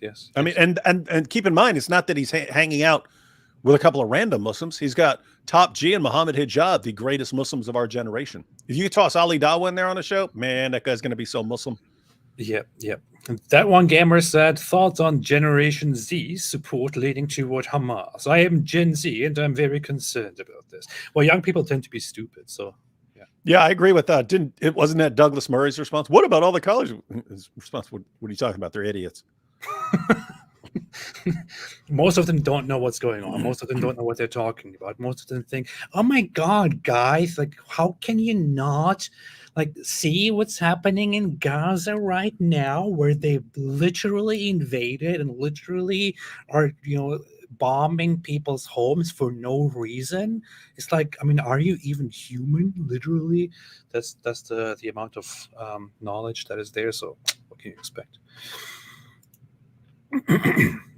Michelle Moffat said, "I find it hard to pray for Hamas and terrorists. Is that awful as Christian? I need more love. I tell you, how Jesus died for us blows my mind."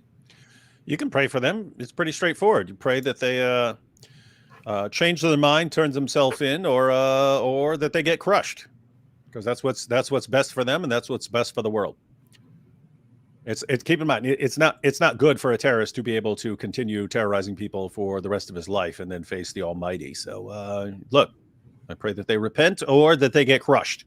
So you are for oppression now. You want to oppress people. Oppression. You want to stop them from oppress the terrorists. You want to stop terrorism because you're a bigot. You're a bigot. Ayatollah Khamenei said, "I just graduated from Master's University and I'm now making 3-5 muta contracts a day." We should make some war room parody where it's all training girls how to get them to do muta marriage with you. Contracts a day and getting jizya from all the brokies, also free Palestine. Hey, imagine Tristan Tate. Imagine Tristan Tate converting to Islam too. And then I try to do mutta with at least 2 to 3 virgins per year.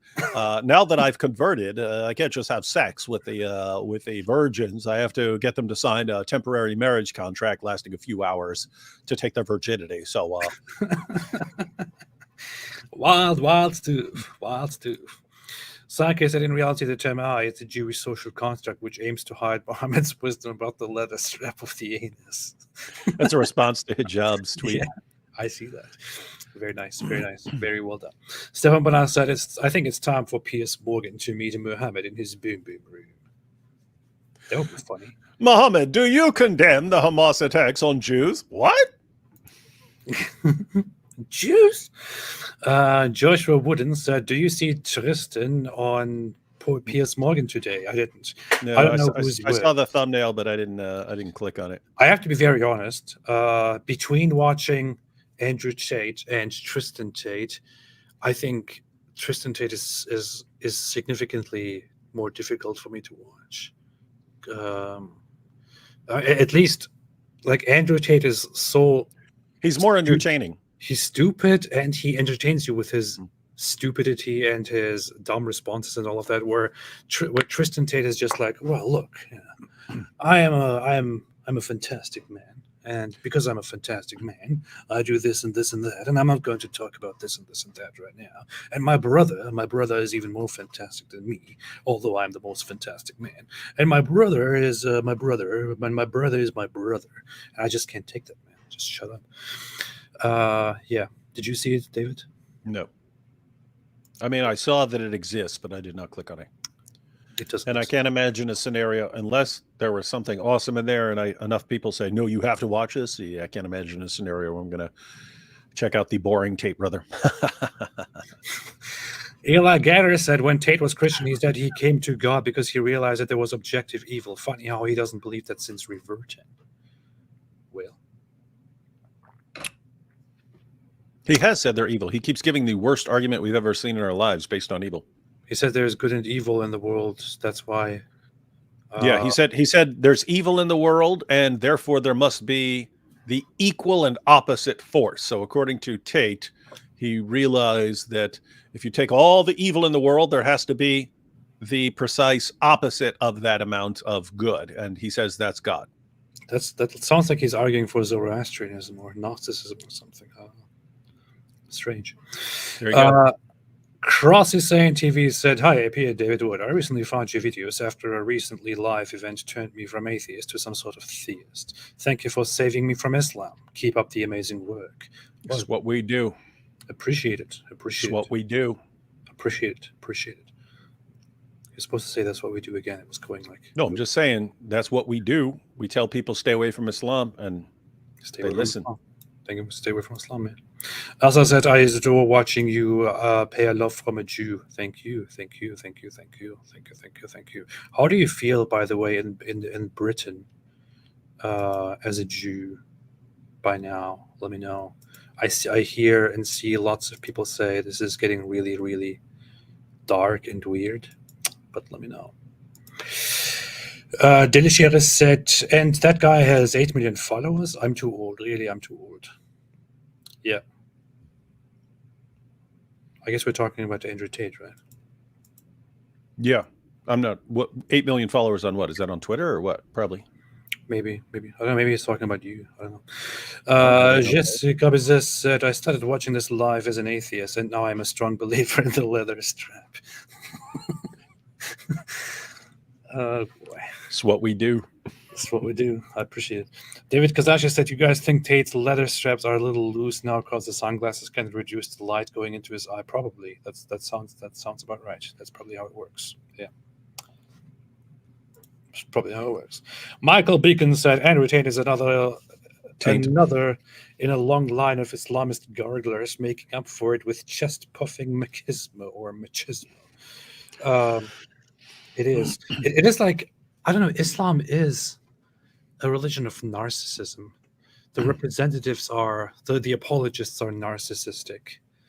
The people who, the most famous guy to recently join is completely narcissistic. All they can They have to use these platforms all the time to talk about how great they are and how fantastic they are and how strong they are and how everyone else is weak and all of that.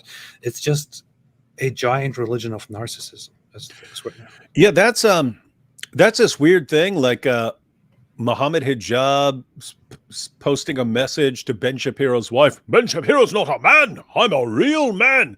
And then Andrew Tate having to constantly talk about what a man he is, and he's the manliest of all men, and so on. It's just it comes across the exact opposite to me. Like if you're a real manly man, you don't need to be bragging about it. It's going to be pretty obvious to people.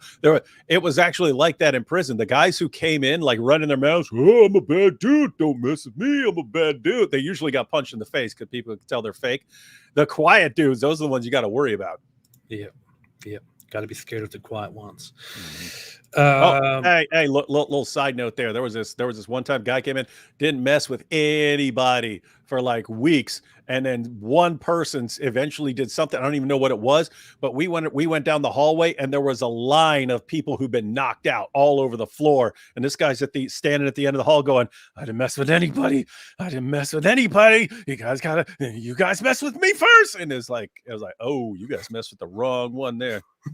There was a lot, like all over the floor. Boom, dude knocked out, dude knocked out, dude knocked out, dude knocked out, dude knocked out. That's funny, man. Sounds like a cool place to go. Oh yeah, it's pretty fun. Yeah, it was more. Cedric gifted memberships. Hey, very nice, very nice, very nice. AS Vuxi said the pimping host degree didn't cover geopolitics. Good one.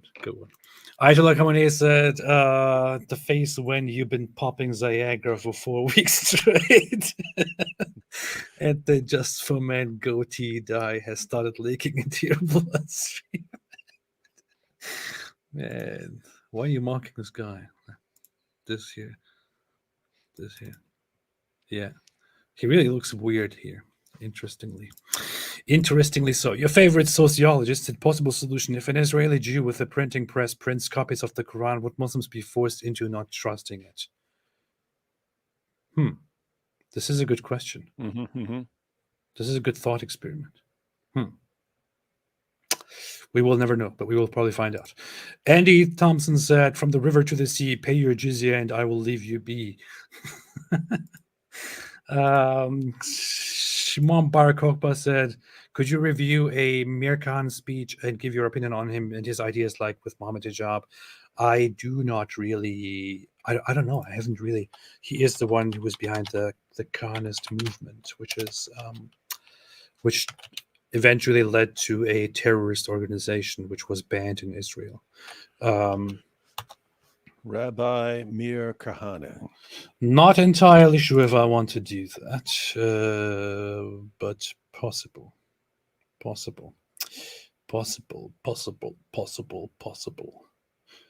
Yeah. Possible. Giovanni Garcia said AP gives huge moral speech about the crimes of war. AP gives huge moral speech about the crimes of war. David, you just gave me a video idea. Yeah, punch a hornet's nest. That'd be pretty entertaining, wouldn't it? Yeah. But it would make a point. That's how it always goes. I say something and David is like, "Oh, hey, that gives me an idea for a video." I get like 90 ideas for videos per day, and I make like way less than that. That's good. Corners Butler said, "Quick thoughts on the Ben versus Candace beef." Oh, yeah, I hadn't. That might be. We might actually want to cover that at some point if it keeps going on. Like, just go through the tweets back and forth and any comments they made. Corners Butler said, "Thoughts on Nicholas Fantastical." Are you just? Yeah. Seems like a loser. Cedric said, "Farfour's Avalanche of Apostasy Relief Fund." That's good. We should start that. They don't stop because Iman said it's a job. Oh, the joke. That's the it's a job. That was Brother Rashid contacting an imam asking if he would help us expose the Quran. Yeah, it's a job. And it turns out he's an atheist who's also an imam. Oh, yeah. Why are you an imam if you're actually an atheist? It's a job. That's what he said. Craig Smith said it was like listening to Hitler rant. What? Actually, AP screaming earlier? Yes, probably. No, it's probably Andrew Tate ranting here, but I don't know. Like I listened to a lot of Hitler speeches throughout my life, and they're actually very impressive compared to this. Like it's Hitler was genuinely a horrible person, but he was a great speaker who actually seemed to deliver some intricate ideas, whereas Andrew Tate is a horrible person who just shouts a bunch of garbage. So, yeah. Gorda is Boulder said, "Hey AP, do you have any wolf DNA?" I do actually. I do some. Yeah, like 12% or something like that. Yeah. I got Velociraptor DNA. Yeah, I'm liking this. Colvera said, "You have the pupils of a locust and furry feet." What? I have no idea. Sir Mevin said, "Lost all the small bits of respect I had for this prick. He claims to be an original thinker, but he obviously is bought and paid for by Hamas. Love you, Dave and AP. Happy Thanksgiving." I thought you were calling me a prick and saying I'm paid by Israel. That would be completely accurate. But lost all the respect I had for this AP prick. But AP claims to be an original thinker, but he is obviously bought and paid for by Mossad. We've been bragging that for the entire time, guys. Yeah. But yeah, in the case of Andrew Tate, it's also probably true. Yeah.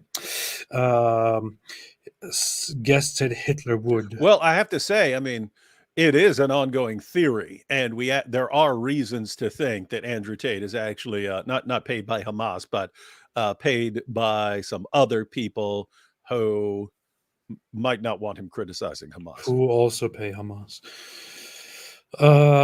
Giovanni Garcia said the rational people, Hamas are terrorists. The world? That's just like your opinion, man. Yeah, that's from the Big Lebowski too. Yeah. It's so funny. Really, seriously, it's like Hamas openly and proudly goes around saying, "We will kill the Jews. We will remove them. We will not stop until they are all gone. We will remove them entirely. This is our land," and all that. And people are like, "Yeah, no. It's just they're just a freedom movement, freedom fighters, freedom fighters." Oppression. And Israel's like, "Hey, we have to take out these guys who say they want to genocide us and have just had some success in killing a bunch of people. We have to take them out. Oh my goodness, you're the worst people in the universe. Oh, this is genocide. Literally genocide. It's literal. Killing terrorists is literally genocide." Yeah, they're all terrorists. Why do you kill them because they're terrorists? That means it's genocide. You don't want terrorists to exist. Killing terrorists and trying to get your hostages back is literally Hitler. It's anti-terrorist. You literally grow a little mustache and start speaking German. Yes. The crafter said, "Love you, super genius and super apostate prophet." Thank you very much. Strap on pleasure machine said, "Andrew Tate did muta in prison." Probably. Who knows what he did, man? Well, we know one thing he did. He called his guys from prison and instructed them to tell the girls to lie and to make excuses for him and stuff like that. He's so stupid. Yeah, that's that he would actually call from a prison, from a jail, and say, "Hey, guys, you have to lie, make up a few things, and also fly me out. Say I'm sick."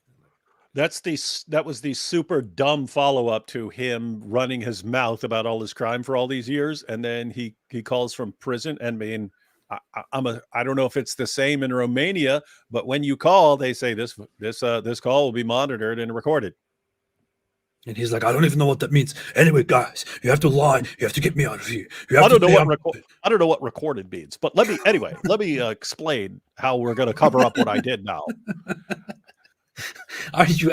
They actually published the transcripts of the calls, and they caught the transcripts of the calls, and they actually have recordings of him telling people outside to lie to get him out of trouble. You are calling from jail, you idiot! This is Wow. And yeah, this is the genius. This is the top G. Yep. he's a brilliant tactician. Dr. Whitemeat just became a YouTube member. Oh, thank you, Dr. Whitemeat. Thank you. Thank you. That's very nice. Very nice. Welcome to the club, Dr. Whitemeat. I will ask you more about evolution later. Joshua Fambulle said, AP's Jordan Peterson impression and David Wood's Andrew Tate impression are what I'm thankful for this year. Also, may God bless you both and your families. Happy Thanksgiving, gentlemen. Oh, you're welcome. And thank you so much. We should write a little script and then act it out. Andrew Tate meets Jordan Peterson. Yeah, how about no? Carlo Magno said, David and AP, what's the zero? How do you think about superhuman erection promised by Momo? There is, if you are talking, are you talking about the one that is when you go to paradise, you will have a constant erection? That is, I think, a weak. That's Sunan Ibn Majah. Yeah, I think that's weak. Although you do have similar things in the commentaries. I believe Sunan Ibn Majah. I will find it for you in 5, 4, 3. Let's see. Sunan Ibn Majah 43:37.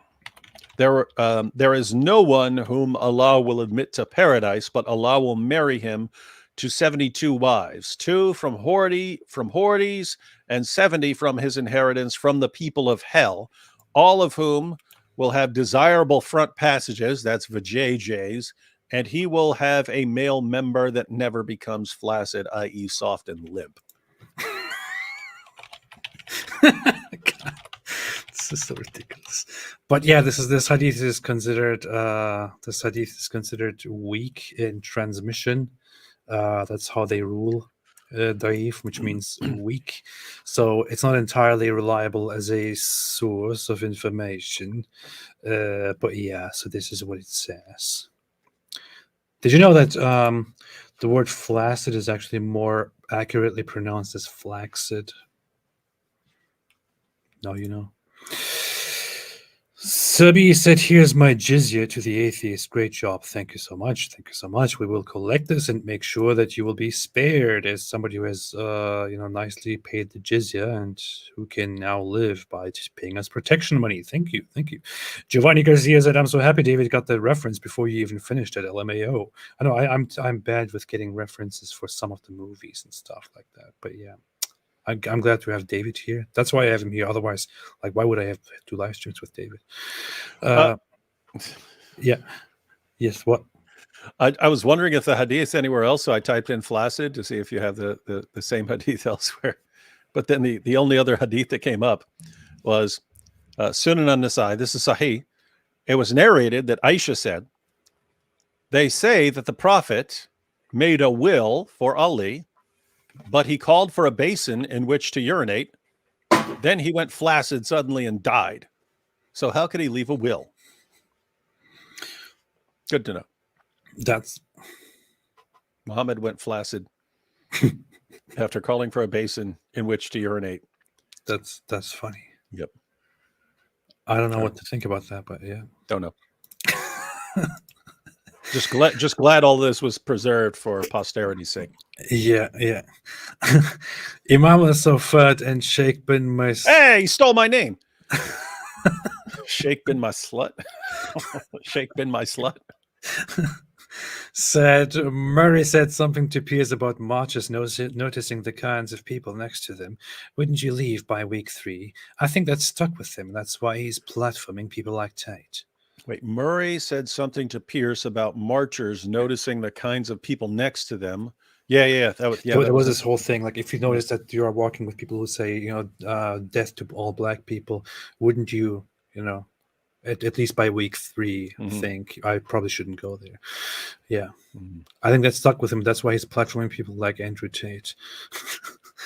Yeah. I don't even know what to think about him doing this whole thing again. I mean, it's just for views, I guess.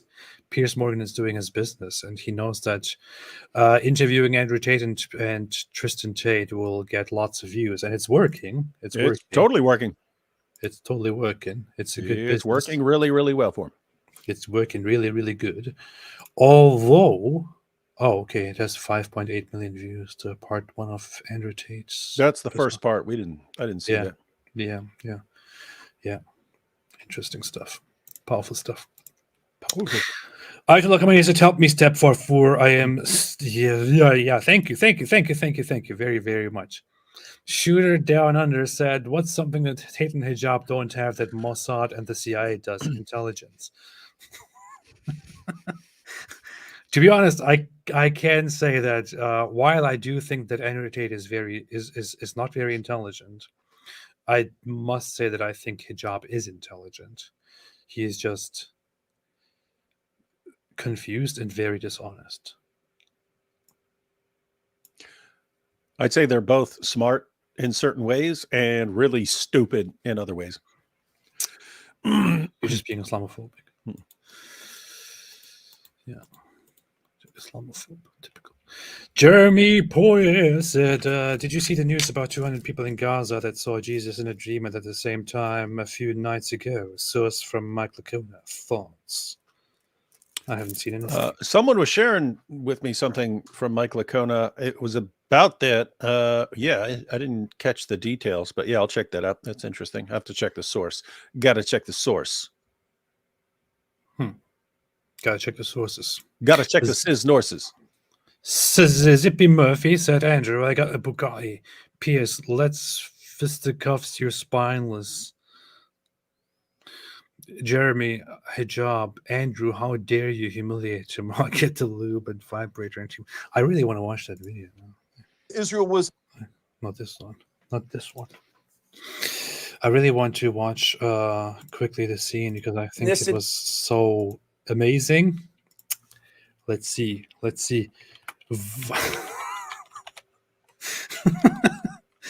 Oh my gosh. Wait, this is not the right part. This is...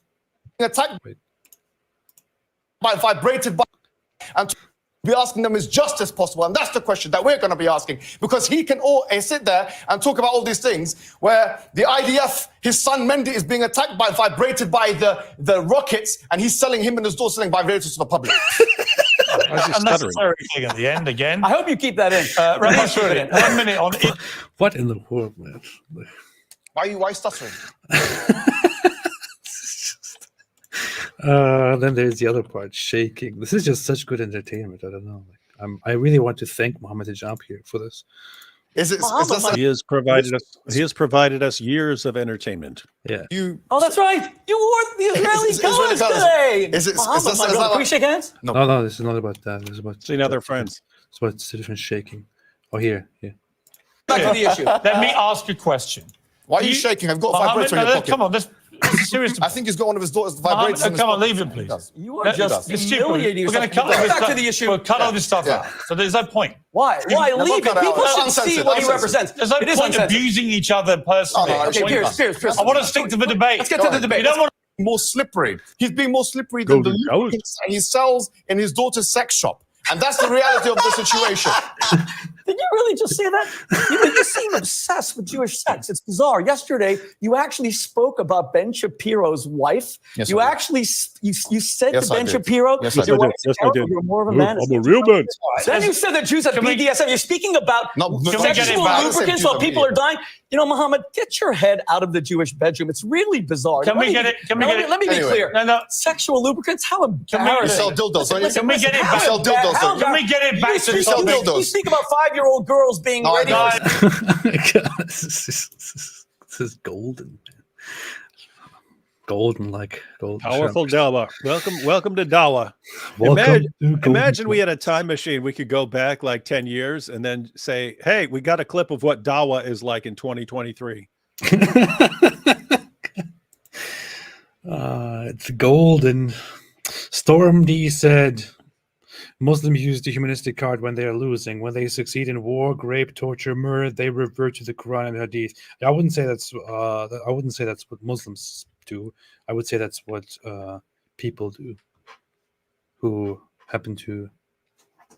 Anyway, Zippy Murphy says, I spoke about the part where Sam said the Quran without the Hadith was better than the Bible. That's what that is the part we need to check out of that longer. Oh, yeah. Yeah, that's the part we need to check out. Maybe we could do that on your channel. That would be interesting. It's possible. Possible. Or we could do the Maja. Possible. Be interesting. We'll check it out. we also need to cover Hijab's explanation of his views on child marriage. So we've got a couple topics coming up. Why you keep talking about hijab? Headscarves. Farfour said use code Farfour to get 20% off your next order. Yeah. Okay, you read this, David. Read what?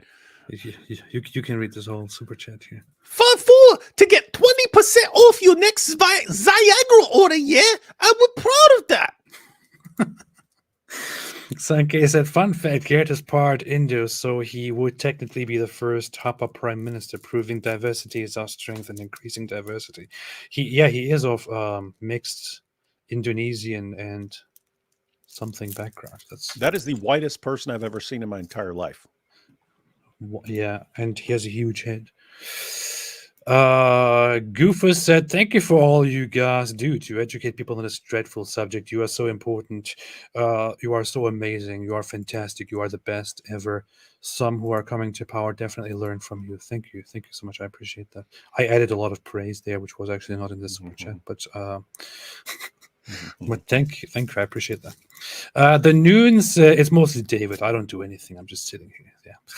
The Noon said, when are you guys going to cover Uthman bin Fibn's latest scandal of him sleeping with another Muslim wife? Yeah, it's kind of rough because I generally don't care what these dudes are doing. I mean, I think they're all creepy perverts behind the scenes, at least in general. Who knows what they're doing? Who knows what they're doing with kids and so on? But yeah, you had a Muslim friend of Sheikh Uthman recently come out and post a couple of TikTok videos saying that he asked Sheikh Uthman for some marital counseling because they were having a rough patch. And then Sheikh Uthman took his wife and slept with her before the guy was even divorced. And now she's Sheikh Uthman's new wife. And so it's a weird situation. I don't care too much, although we might want to discuss it just because once Sheikh Uthman finally responds, we know he's going to lie. The guy is a compulsive liar. We kind of probably need to say it and explain how he's going to lie to get around this before he inevitably lies to get around this. This is the guy I've never seen. I mean, every single thing. When he tweeted that one time that yes,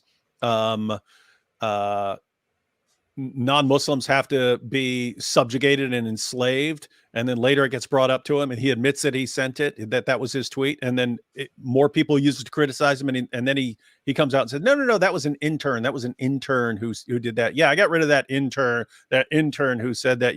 You got him faking a hate crime against himself with obvious fake blood, and now this. How's he going to get around this lie?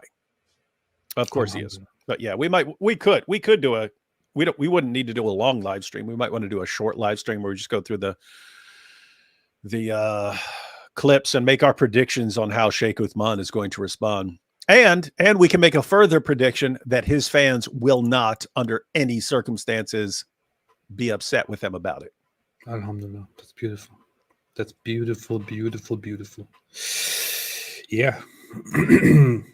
As a professional, women are dumb. Farfour's favorite disciple, Andrew Tate. As a professional, women are stupid. Women are dumb. As a professional. Yeah.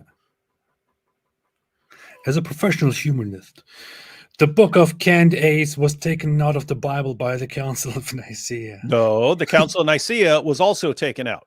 That was the a Council separate of Nicaea book. was a book that was in the Bible. Yeah, get your stuff right. And Get your stuff right, Farfour. It was actually the Book of Council of Nicaea was taken out by Canned Ace. And you can also find an explanation of that in Mat 39. Yeah. Hey, look at this. Get your facts right, Farfour.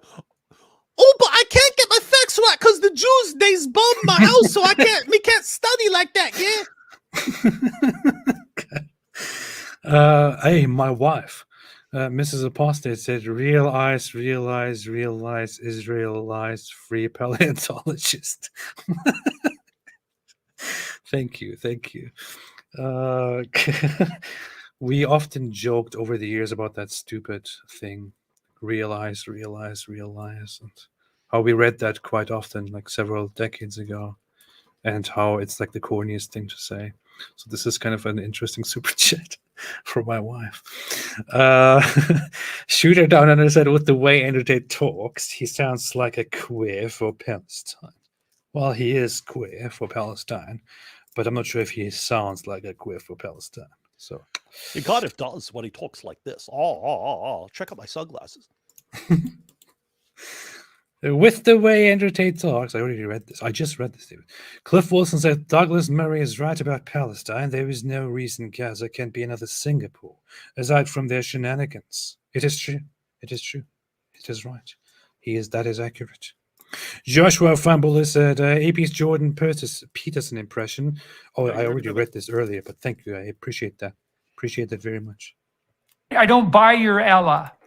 Jack Ray said, 18 plus 18.64 shekels, then 30% YouTube cut. I know. YouTube is stealing our shekels. There's nothing we can do, but we just do that. YouTube is expecting all these. YouTube is actually being funded by Mossad right now. Yes, YouTube is funded by Mossad. Stop using it, Islamists. Because they're taking a cut from our Mossad shekels. Yes. Amir made a super chat. Thank you so much. I appreciate it. Mimi Hijab's discount dildos said, leave Tate alone, Apostate Prophet. How does Hijab seriously do this stuff where he says it's impressive to his dumb followers for the moment, but then it gets used against him for the rest of his life, and to show how ridiculous he is. He loves it. I mean, just look at this. He actually published short videos, and he actually published short videos to spread them, including about that, like this one here. Yeah. Oh wait, be more slippery than the lubricants that he sells in his daughter's sex shop, and that's the reality of the situation. He actually published this as a short video. Slippery schmooly. That's what it said. Yeah. He actually published these things because he thinks that was fantastic. These are great moments. Powerful stuff. This contributes very, very much to the Israel-Palestine conflict and the whole discussion about the Israel-Hamas war. Let me get the answer. The unholy schmoly won't let me speak. Right, I'm asking you a question. My answer is the first one.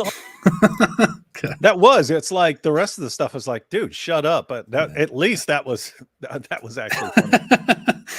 It's funny how Rabbi Shmuel said at least that was actually funny. Yeah. This is ridiculous, man. Ridiculous. Powerful Dawah. Ridiculous. Makes me want to convert. Me too. Alhamdulillah. Ethnicity for. So yeah.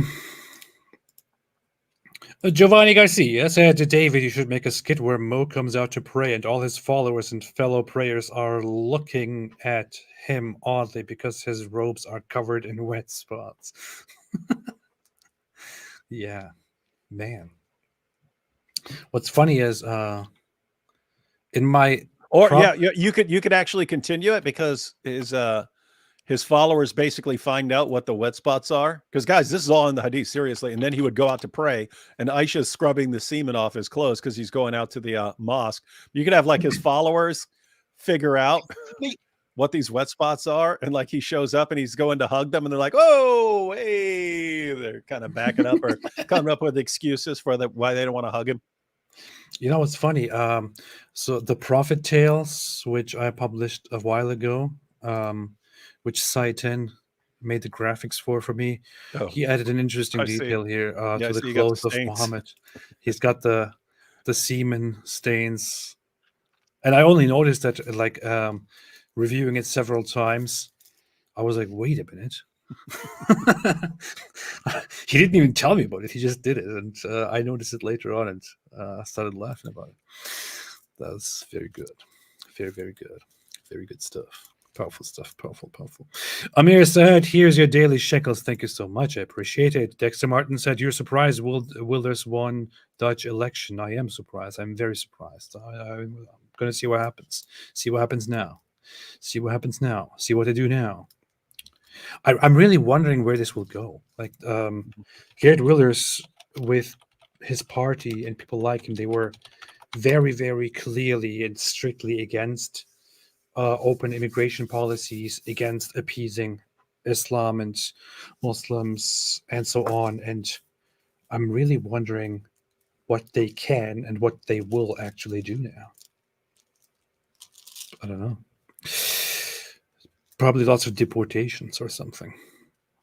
Slapstick Nick said, imagine if Hijab and Al-Dawa were secretly your biggest fans. They are, actually. Yeah. We were talking about that recently, like when people suspect that some of these guys, Hakikatu, are actually like plants and so on, like being planted in Islam and so on. And, you know, I don't think they are. What's interesting is if I were to come up with a plant to destroy Islam from within, it would be exactly like these guys. Like if I were to list all the criteria of like the perfect person to go in there and just destroy Islam from within, it's Muhammad Hijab, Ali Dawa, Daniel Hakikatu, and Sheikh Uthman. That's like absolute perfect. Yeah, that is true. That is true. I think Daniel Hakikatu is a fantastic guy. So yeah, that's it. Perfect representative of Islam. Amir said, remember when Sheikh Ketchup pretended he didn't know you, David? Did he do when you went there? Isn't that how he acted? Or what was that? I don't know. Yeah, I don't remember. You don't remember? I don't remember if he pretended not to know me. How dare you not remember something about someone as special as Sheikh Uthman? Colvera said Sunan ibn Majah 4099 from a previous video.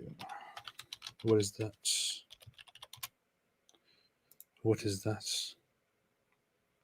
Oh, this one. The hour will not begin until you fight people with small eyes and wide faces, as if their eyes are the pupils of locusts. Oh, that's what you were talking about. Okay. Pupils of locusts. Oh, because you're Turkish. Their faces are hammered shields. They will be wearing shoes of hair, using leather shields, and tying their horses to date palm trees. What a description. Turks, that's you. So, and people thought that means Turks. So, I don't even believe that Muhammad said any of these things. This sounds like a very big reach here. Was probably created later on to... Yeah, that's an obviously fabricated hadith based on something that happened after the time of Muhammad. Yeah, that's what they did. They like something happens in their current time, and then they're like, "Oh, did the Prophet say anything about this?" Like, yeah, he did. He actually said something like this and this and this, and it's just clearly made up. Yeah, he's talking about the Turks. The white meat said Tate has 99 problems, but lying ain't one. Nope, he's got that one down. Jean-Michel B said, Allah Akbar. That's good. Please, let's keep it respectful and serious. No Islamophobia in the chat. Joanna Garcia said, wow, hey, I can't hug you, Prophet, because I'm not worthy. Yeah, I am unfit for your touch. Yeah, I'll use that one. That's a good one. They can all his followers could be coming up with different reasons for why they won't hug him. Yeah. I'm going to read 3 more super chats and then I will leave. They're coming in. I can't read anymore after that. I really have to go. It's 3 hours. Although I appreciate every single one of them. MP said, great win for anti-Islam party PVV. How do you say that in Dutch? Is it Partij van de Vrijheid or something like that? Whatever. In the Dutch elections, Geert Wilders, friend of Ayaan Hirsi Ali. Any reactions? Yeah, we've already talked about that like 9 times. 9 million times. Curious to see what will happen. I don't know. I am very much cautious with these political extremes. I'm very much center. And despite the fact that I agree and I like a lot of the stuff that Geert Wilders has said over the many years, I'm always a little bit cautious about radical steps toward the left or radical steps toward the right. It might not always go very well. So my reaction about this whole thing is very much reserved right now. I just want to see how it goes, and I hope that everything goes very well in the Netherlands and in Europe. That's all I want to utter. What do you say, David? Yeah, I don't know. We gotta see, because see, he doesn't know. People are voting for this party because they're sick of what some of the other guys have been doing, what some of their other leaders have been doing. But the question still remains: what are you actually going to do, and what are you actually going to get done? And that's what we're about to see. Yeah. At least we can see him happy here. Let's see.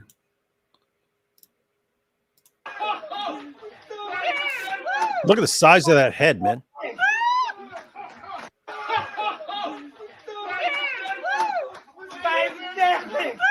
I can't even believe it. His neck doesn't look big enough to hold up his head. Yeah. Remember, guys, all ham to Allah. I mean, I thought the guy hated pork, but all right. Yeah, it is. Yeah, it is. It is very strange. This is a very interesting observation, Giovanni. Gordon's Bulldozer said the wolf DNA thing is also because you're Turkish. I know that's what you mean. There is a Turkish, an old Turkish myth of believing that the Turks were a tribe that were like going extinct, and they were being persecuted, and then they were saved by a wolf that led them. And some parts of that mythology goes to such extremes where they say that the wolf not only fed the last dying Turkic people, but that they also actually interbred with wolves and something like that. It's really bizarre and really weird. It's just one of those mythologies where, of course, they have to think about wolves and how they were raised by wolves. And then you Very guys, original. fall for Islam. Shocker. Yeah. Well. MP said, sorry, I just got up. Well, that's good. At least you're up. All right. With that said, anything else you want to add, David? Nope. All right. Make Peace said true story. Yeah, it might be a true story too. I mean, it might be that the early Turkic guys, in their despair, had sex with a wolf, and then from that, lots of stuff emerged. I don't know. It explains a lot, actually. Thanks for watching, everybody. Have a fantastic day. Don't be too slippery, as Muhammad Hijab would say. And as always, stay away from Islam. Alhamdulillah.